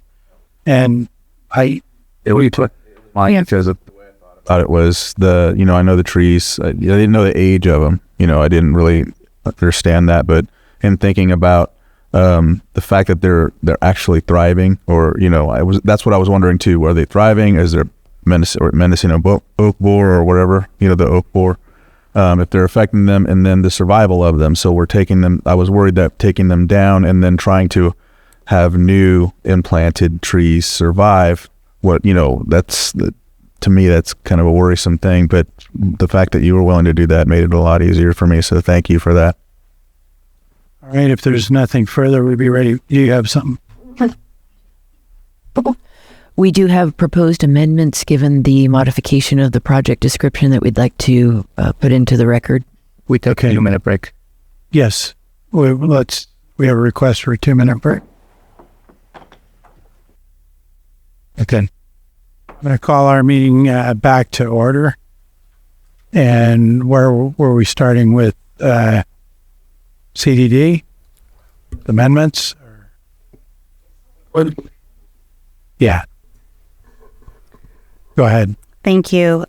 Should this project be approved by your board today, the conditions of approval would need to be amended by eliminating the Type 4 nursery component as well as tree removal. The conditions to be stricken are A26 regarding timber harvest plan, condition C7, construction best management practices. There's no construction. Condition D2, the biological resources and tree mitigation plan. Condition F1, the grading permit for tree removal. Condition J2, new construction and development. Conditions J8, 9, and 10, truck routes, dust control for construction and interior roadways, and additionally, condition L1, construction activities and grading. A condition to be added to the project reads, the applicant is to provide an amended project description and revised site plans prior to the use permit going into effect. Thank you. Go ahead, Supervisor Sabatier. J 8, 9, and 10. That's correct. J2 and then J8, 9, and 10. I want to make sure that's not... Sorry, I was asking about J8, 9, and 10. I just want to make sure J8 is not for other vehicles outside of the construction. Sorry, that's specific to on-site traffic for construction. Supervisor on. Oh, no, sorry. Oh, it's okay. County Council.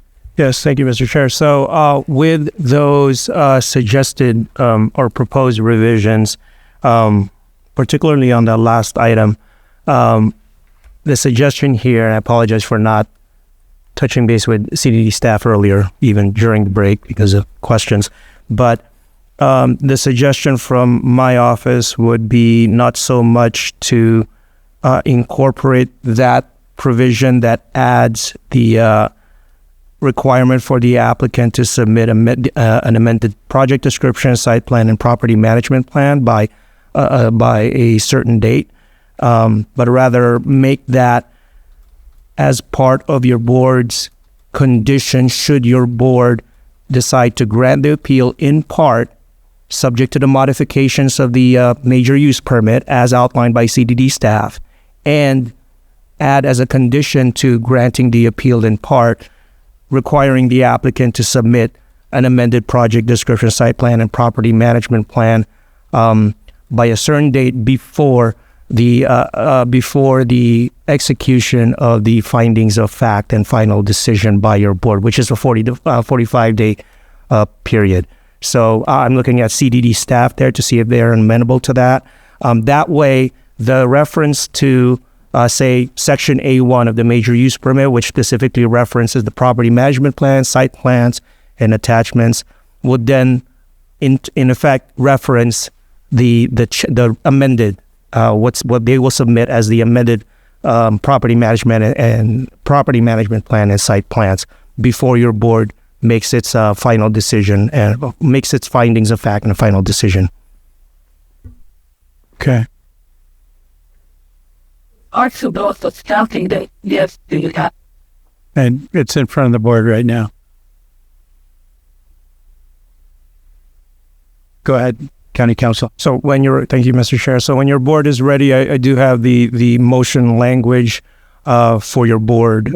Should your board decide to take action in what's being proposed right now as granting the appeal in part. Does the board take that action? Yeah, I'm ready to move forward. Go ahead, County Council. So thank you, Mr. Chair. So the motion would be to move that the Board of Supervisors grant the appeal number PL-26-359 in part with the following modifications as outlined by CDD staff earlier, modifications to the major use permit, and also as a condition as a condition to granting the appeal in part, require the applicant to submit an amended project description, amended property management plan, and amended site plans and what would be the date on that for them to submit it to CDD staff. Are you asking the 45-day for execution of the findings of fact? Yes, and so preferably the submission of the amended project description, amended site plan, and amended property management plan would be submitted to CDD staff prior to that. Let's do within 30 days. The applicant is amenable to 30 days. So 30 days from today. August 13th. And as part of the motion, since we're continuing still with the motion language, the granting of the appeal in part would be based on pages 14 through 15 of the June 11, 2026 staff report exhibit. That would be Exhibit A. That's been uploaded in Legistar. And also to direct staff to prepare findings of fact. That would be the motion. Question, go ahead, Supervisor. A clarification and a comment. There's going to be some changes, but those changes are eliminations, not changes. I just want to be clear that if there are changes, I will be voting no on the findings and facts, because that's a full other review. We are deleting the trees. We are deleting the buildings that were proposed within that area. I just want to make sure that this is a retraction of information, not a changing or clarifying of other information, because that is the faith that I'm putting forward and the motion that I'm about to make.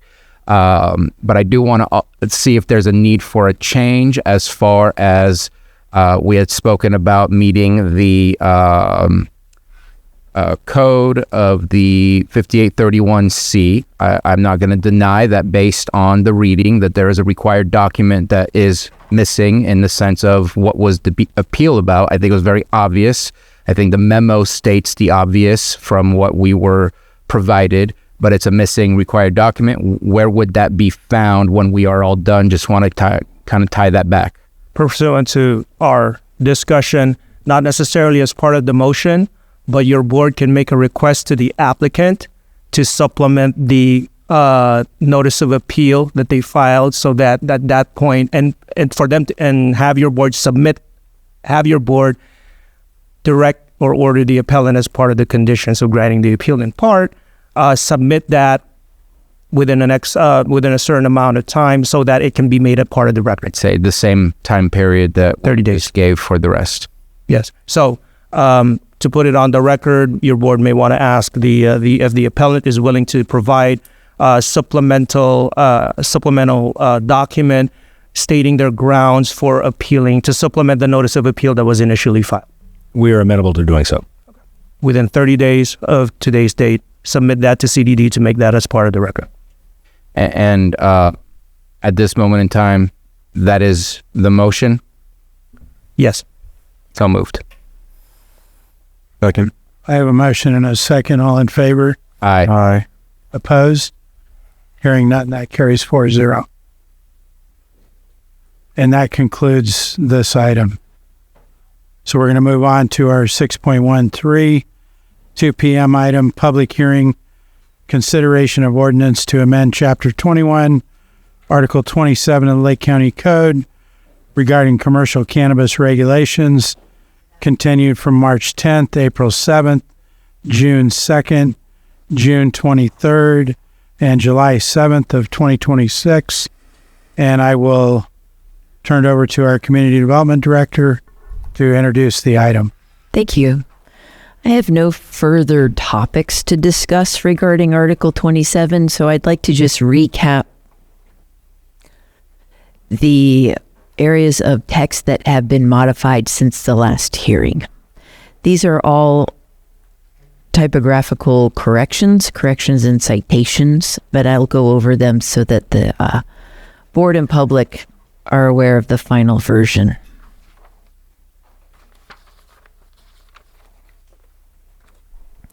On page 6, there is a quotation mark in front of applicant, the first thing on line 4.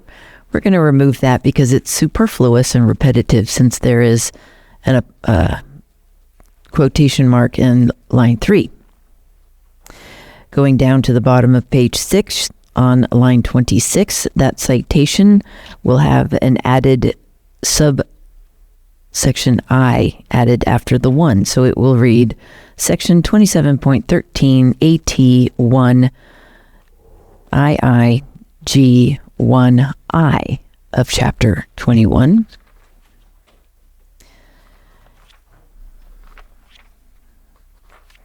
Going to page 10, line 16, Section Q.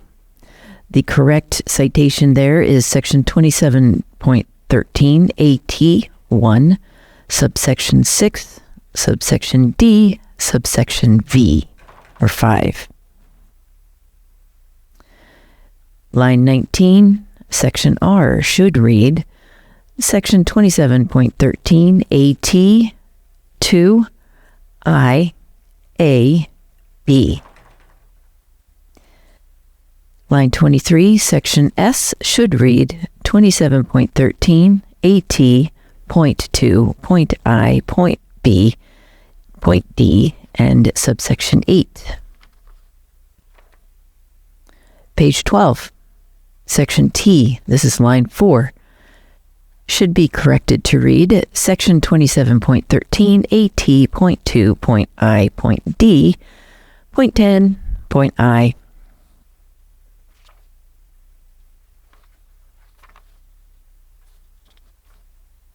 And that does it for the amendments. Thank you.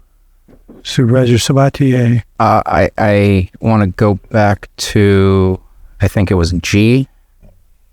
Which page? Or sorry, F. I think I initially said G. If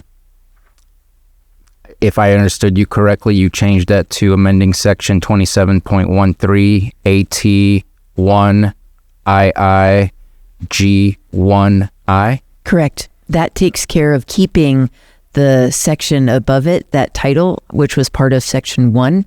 By identifying subsection I, it goes straight down to the part that needs to be modified without losing the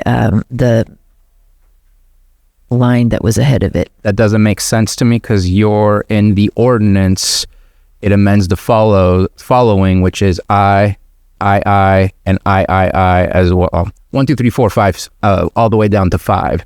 So if you're saying you're only amending I, oh right, now you're throwing out the 2, 3, 4, 5. What I think it needs to show is under section 2713 AT 12 G1, you need to add the language of 1.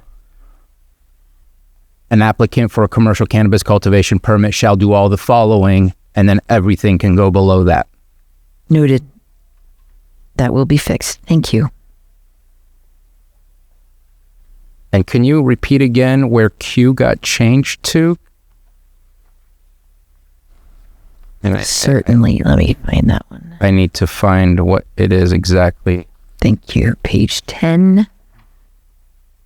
Q got changed to 27.13 AT 1, 6, the VI, D, and the V. So we added the VI and the D in between the 1 and the V. I'm sorry, I'm struggling to.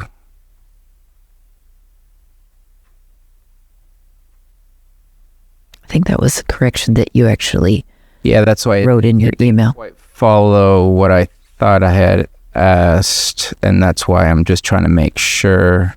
A couple of these corrections were noted by Supervisor Sabatier. A couple of them also came from County Council.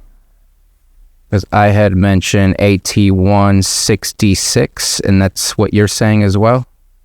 I was saying 6D5. Are you saying it should be a 6? Okay, so you're going with 65. My yes. only concern, I don't think it's a huge concern, maybe County Council can do that, but there are 2 twos. One of them is, I guess, deleted or reserved, and the other one has actual code. I don't know if that makes for issues or if it's just obvious that, because one of them says 2 EA permits repealed and then 2 use permits. And so I wasn't sure if that needed to become a 3, which would require amending. I didn't amend that section. I left that as it is. The 2 and go. Absolutely. Okay. But as long as it's the, as long as we are going with the 2713 AT16D5, then I am good with it. Great. I just wasn't able to follow quick enough with all of those numbers. It's a whole bunch. Apologize. That concludes my presentation, but I'm happy to take any questions. Yes, Randall. Just looking at the staff report and the draft ordinance, and it mentions annual performance reports review. or actually, I'm sorry, underneath that, public access to annual performance reports and inspections. In the ordinance, it doesn't really make a reference to that. But it does, but it lists CDD as the only reviewing body, so no more planning commission. I know we probably talked about that. Yes, we discussed that in the first couple of meetings. The planning commission has never done a review of all 120 plus permits. It's not really feasible for them to take that on. The board then modified it or supported modification to review by CDD. The planning commission has requested regular updates, but the board's response to that was make sure that these reports are posted online so anyone can have access to them, including the planning commission. The discussions around that was not putting the planning commission in a position to modify policy based on annual reports, but rather retaining that right and authority at the board level. Okay. Thanks. I was just looking at that, and I wanted to make sure we elaborated. Thank you. My pleasure. Any other questions? Supervisor On? Farmland protection zone, did we get a definition on that? Or where that was determined to be added in Article 73, not modified to this one. Okay. The full-time employees, so what about that? In Article 73, we're going to talk about making them permanent employees versus full-time, since the discussion around this was concern about the full-time, but no consensus on changing that at this time. Okay, and at this time, I believe it's on all employees. We need the background check. So some of the pushback I have heard was they were wanting to keep that in place and keep it as strong as possible. So backing it off and making it more lenient is probably against what many of the people that I've talked to in the public. The recommendation of the task force was to change it to either full-time or permanent employees, and we went with full-time. The board so far has supported that, but I'm happy to I haven't change it. I wanted to know what I thought it was still in discussion. And I know that there was a lot of growers on the task force as well. There was representation that was set up by this board. Yes. That a lot of them were growers. A number of best interest, and full-time when it's a seasonal crop doesn't seem appropriate. Right. The idea with that were in the discussion, both with the members that represented the Farm Bureau officially, as well as the resident from South County who also was on the Farm Bureau. The discussion around that was that the intent was to remove the requirement from those who are related to harvest, but retain the ones who work maybe in such as retail or manufacturing, those more permanent and full-time employees. Okay. Roads, I know, have been an issue. And let me see, full-time property owners. It's really hard to follow this. Roads were not a part of Article 27. Okay, not part of this amendment. These notes. The June 1st, state license, first 5 years. In some of it, you don't reference to if they're in good standing, that it can be every other year, but it just mentions that the monitoring and the visits can go less frequently, but it doesn't state the criteria for it. Thank you. Supervisor Sabatier did have a suggestion of text to add regarding that, but I forget where that citation was. I would defer to both of you regarding that. Yeah, Supervisor Owen had discussed it with me, and I'm in favor, and I think that we can make that change today, because in the amended section of 2713 AT43, which is in section V of Article 27 changes, it says if there are no violations of the county permit, which would include violations of the conditions of approval, would include violations of fees that have been unpaid. I'm making those statements. It does just say if there are no violations of the county permit or state license during the first 5 years, the inspection frequency may be reduced by the director to not less than once every 2 years. And so my suggestion to Supervisor Owen, which she agreed to, and I mentioned it to you earlier, Director Turner, is going back to letter U for the section Article 27 amendments. Section 2713 AT4I shall be amended to read as follows. A compliance monitoring inspection of the cultivation site shall be conducted annually or every other year, comma, as specified in AT43 or maybe section 2713 AT43, and then comma, and then continue on with the rest. That way, that section says it can be done every other year based on the qualification that the amendment to section V does, which I think says exactly what Supervisor Owen was looking for. I would propose that we add that text after the prepositional phrase during the growing season in compliance with section 27.3 AT4I. That's probably so much better. I just love putting things right in the middle. We're happy to make that addition, and Grammarly does as well.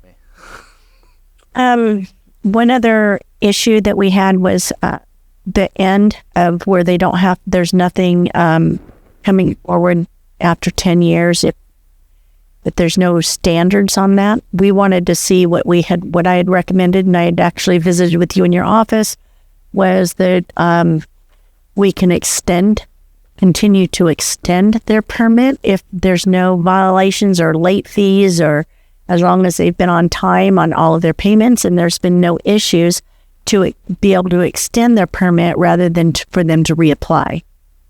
I would defer to the board for further discussion on that. Supervisor Owen was a very strong advocate for not removing the 10-year term limit. I did not see that there was board consensus on that, and so moved forward in this draft ordinance with the removal of the 10-year term limit, as well as removal of the renewal criteria. Should the board decide that is not where you intended to go, as Supervisor Owen stands, let me know, because that would be a very significant change in this draft ordinance, and I'd have to go back to a new draft ordinance. And that's primarily, I feel that that's pertinent until which time it is federally legalized. At that point, I think, but at this point, I still want to have some stops in place. And I know the Snows Lake Vineyard, when it went out, I've talked to people that live in that area, and the water table rose. So in case there's something coming down the road that we don't anticipate, and this is a yearly crop, it's not like grapes or anything that they put in that takes several years to get a crop. I would just like to have some stops in place in case, devil's advocate. We will continue to have the annual oversight, the compliance monitoring visits, the option for revocation should it be necessary.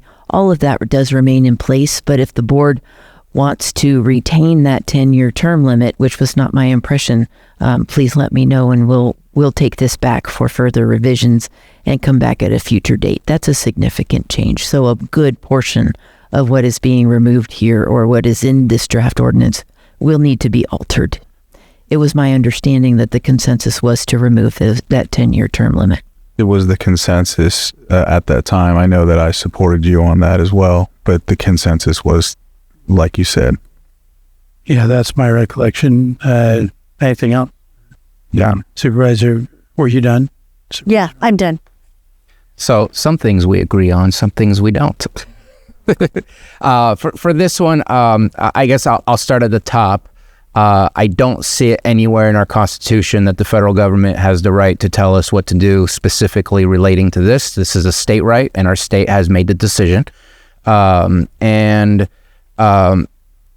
I am looking forward to strengthening the possibility of revocation from those who don't follow the rules and just snub us when we try to get them into compliance, versus holding them to a 10-year contract where I would not want to invest in my business if I wasn't 100% sure what would happen 10 years from now. I think this gives our growers the chance to really invest in their future and the future of what we're doing, which is also the collection of cannabis taxes.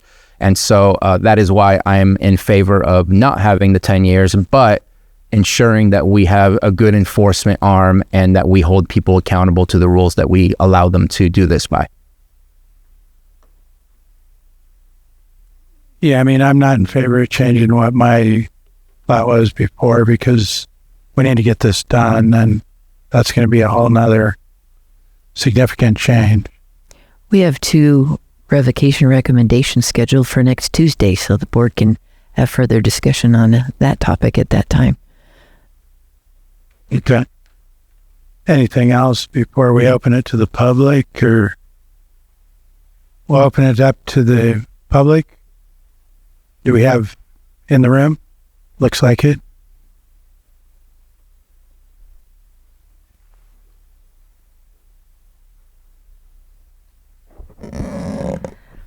Good afternoon, Chair and Supervisors. Margot Kambara. Your board continued this agenda item on March 10th, April 7th, June 2nd, June 23rd, and July 7th of this year. Attorneys for Tom Lasik and Margot Kambara submitted public comment on their behalf in a letter addressed to your board and dated March 6, 2026. In this letter, the attorneys explained that the cannabis ordinance amendments are not exempt from California Environmental Quality Act review as a county claims. Environmental review is required. Section 6 of the draft ordinance before your board today states, quote, the amendments modify the ordinance to increase restrictions. The general exemption applies in this instance because it can be seen with certainty that there is no possibility that the proposed amendments could have a significant effect on the environment and thus are not subject to CEQA, end quote. The amendments do not increase restrictions. 1. Background checks will no longer be required for all employees, contrary to law enforcement recommendation given to the Cannabis Ordinance Task Force. 2. The amendments remove requirements for applicants that are corporations, nonprofit, mutual benefit corporations, cannabis, cooperative associations, limited liability corporations, limited partnerships, and trusts. 3. An amendment removes the current 10-year permit expiration and renewal requirements. 4. The amendments loosen restrictions on construction times, allowing construction activities to occur 2 hours earlier, 7 a.m. to 7 p.m., Monday through Friday. Next, the amendments increase operational hours by more than 35 hours each week for retail sale and delivery of cannabis goods. Next, an amendment will allow cultivation operational hours to increase without restriction, quote, with flexibility to operate during hours essential for planting and harvesting periods, end quote. Next, an amendment proposes reduced frequency of compliance site monitoring visits from annually to every 2 years at the Community Development Director's discretion. Next, an amendment reduce the setbacks from a watercourse type. The county's original cannabis ordinance did not have a CEQA review. This proposed cannabis ordinance, presented as amendments to the existing ordinance, does not adequately address cannabis issues such as cannabis odor. These amendments require environmental review. Thank you. Thank you. Anyone else in the room? Yes.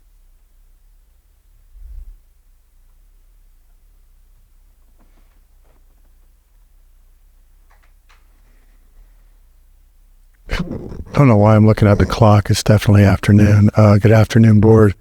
Evening. Just a finer point on the conversation about the renewal.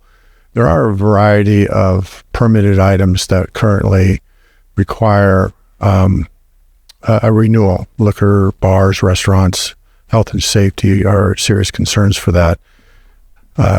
Cannabis tends to fall into that same category, and that's why I think one of the reasons it should be renewed is to make sure that the health and safety and security aspects of the permit are still being followed.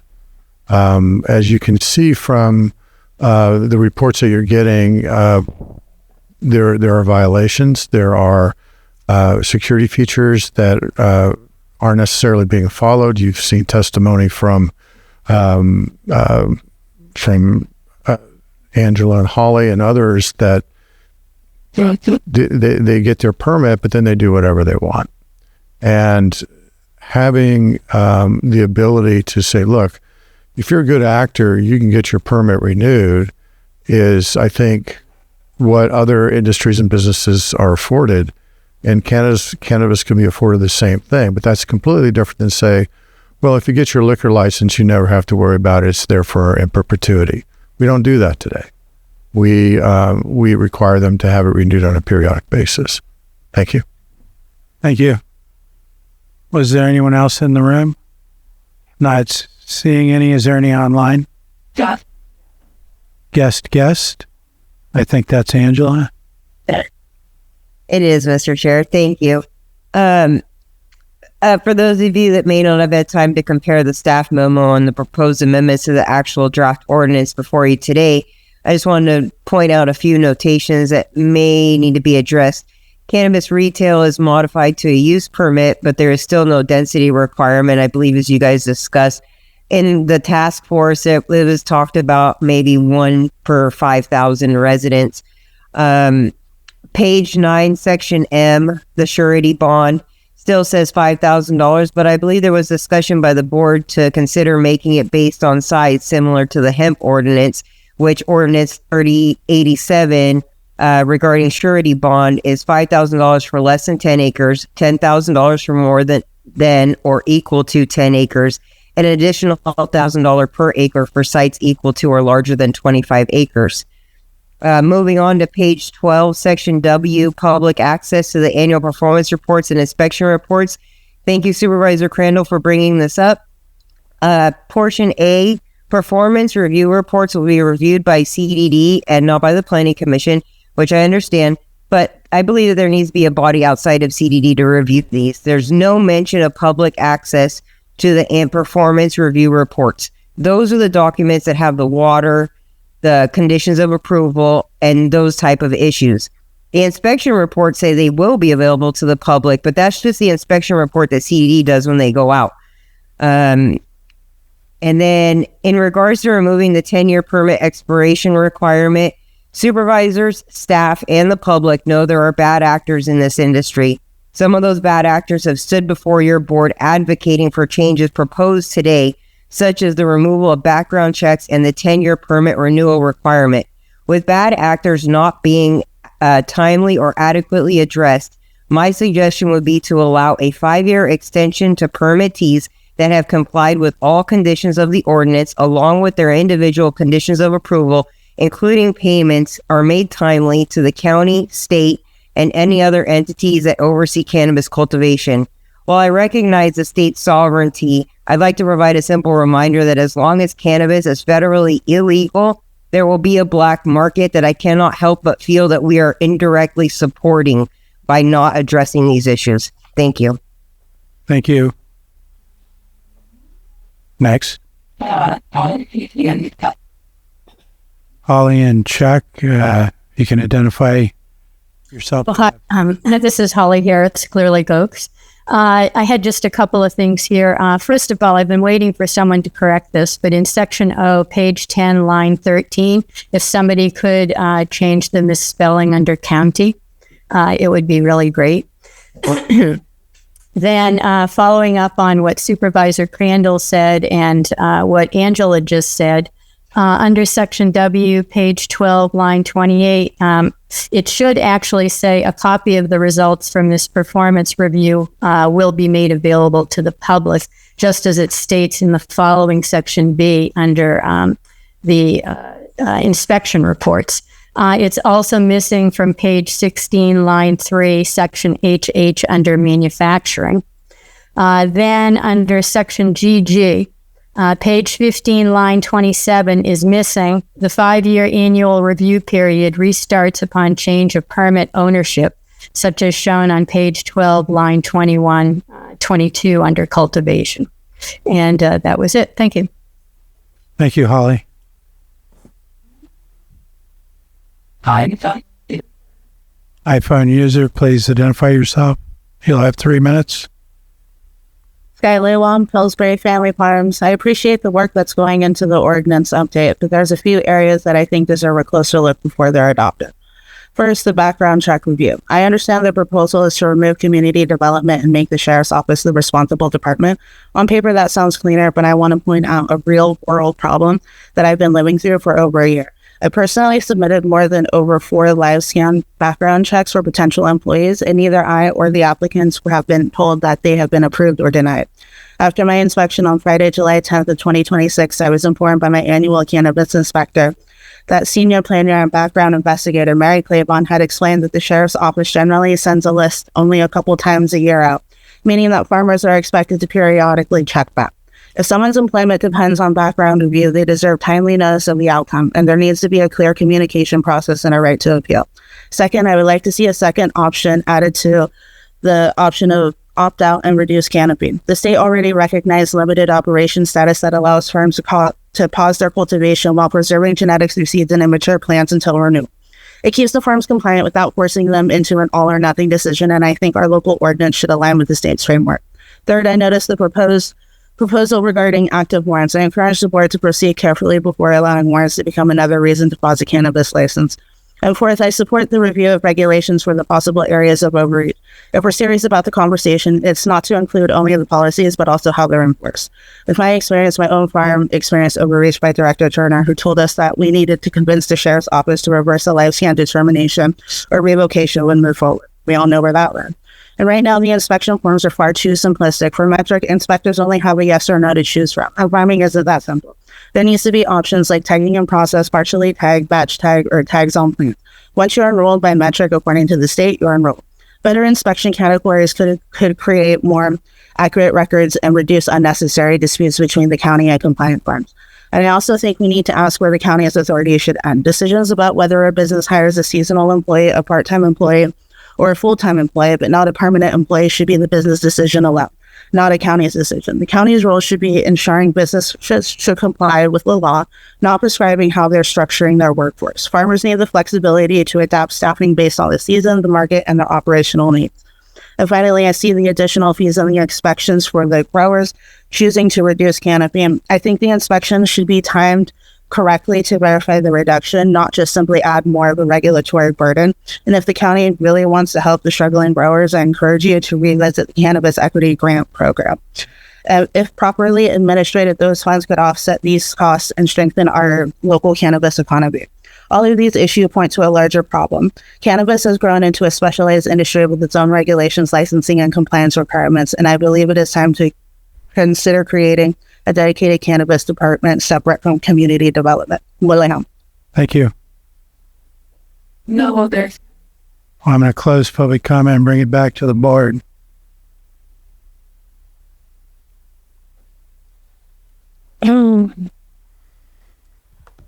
I did hear about the, and I forgot to mention we have talked a number of times about the retail density. That's on the list for Article 73. Okay, good. Thank you. And that's it. Thank you. All right. Anything else? Just wanted to add a little further clarification. Our senior planner is not a background investigator. She's a senior planner. We leave all the background stuff to the sheriff's office. Yeah. And just a question, it sounded like, were you able to see some of those items that Holly was talking about? I didn't. She went rather quick. Usually she sends me an email. I didn't catch them all, so I was just wondering.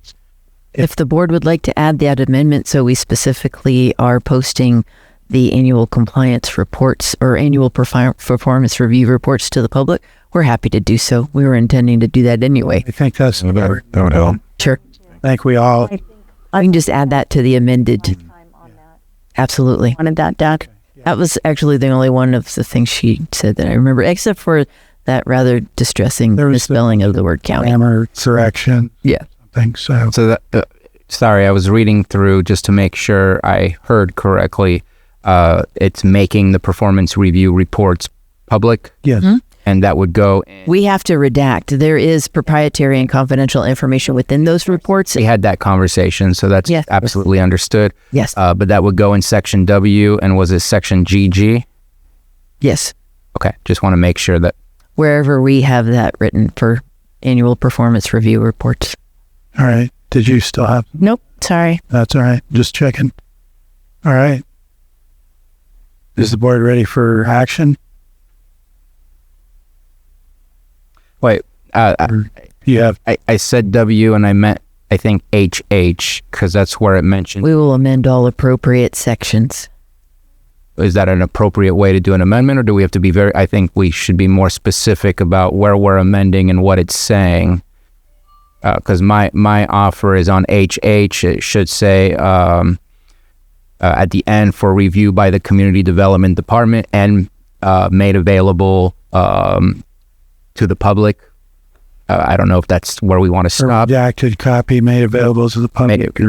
So page 15. Say redacted. I think we just should always redact any private information, Yeah. whatever we make public. Or do we want to say made available on our website, or what would be more appropriate? Not OpenGov. Seems like the website would be. We have not figured out the best way to do that. It's either going to be OpenGov or on the county website. So let's just say online. And made available online to the public? Exactly. And that would fit both after community development in section W under 1A for W, and under HH, it would be under 33 and I. Got it. Where again, after community development department and made available online to the public, or to the public online. I'll let one of you choose what's the better way to say that. Thank you.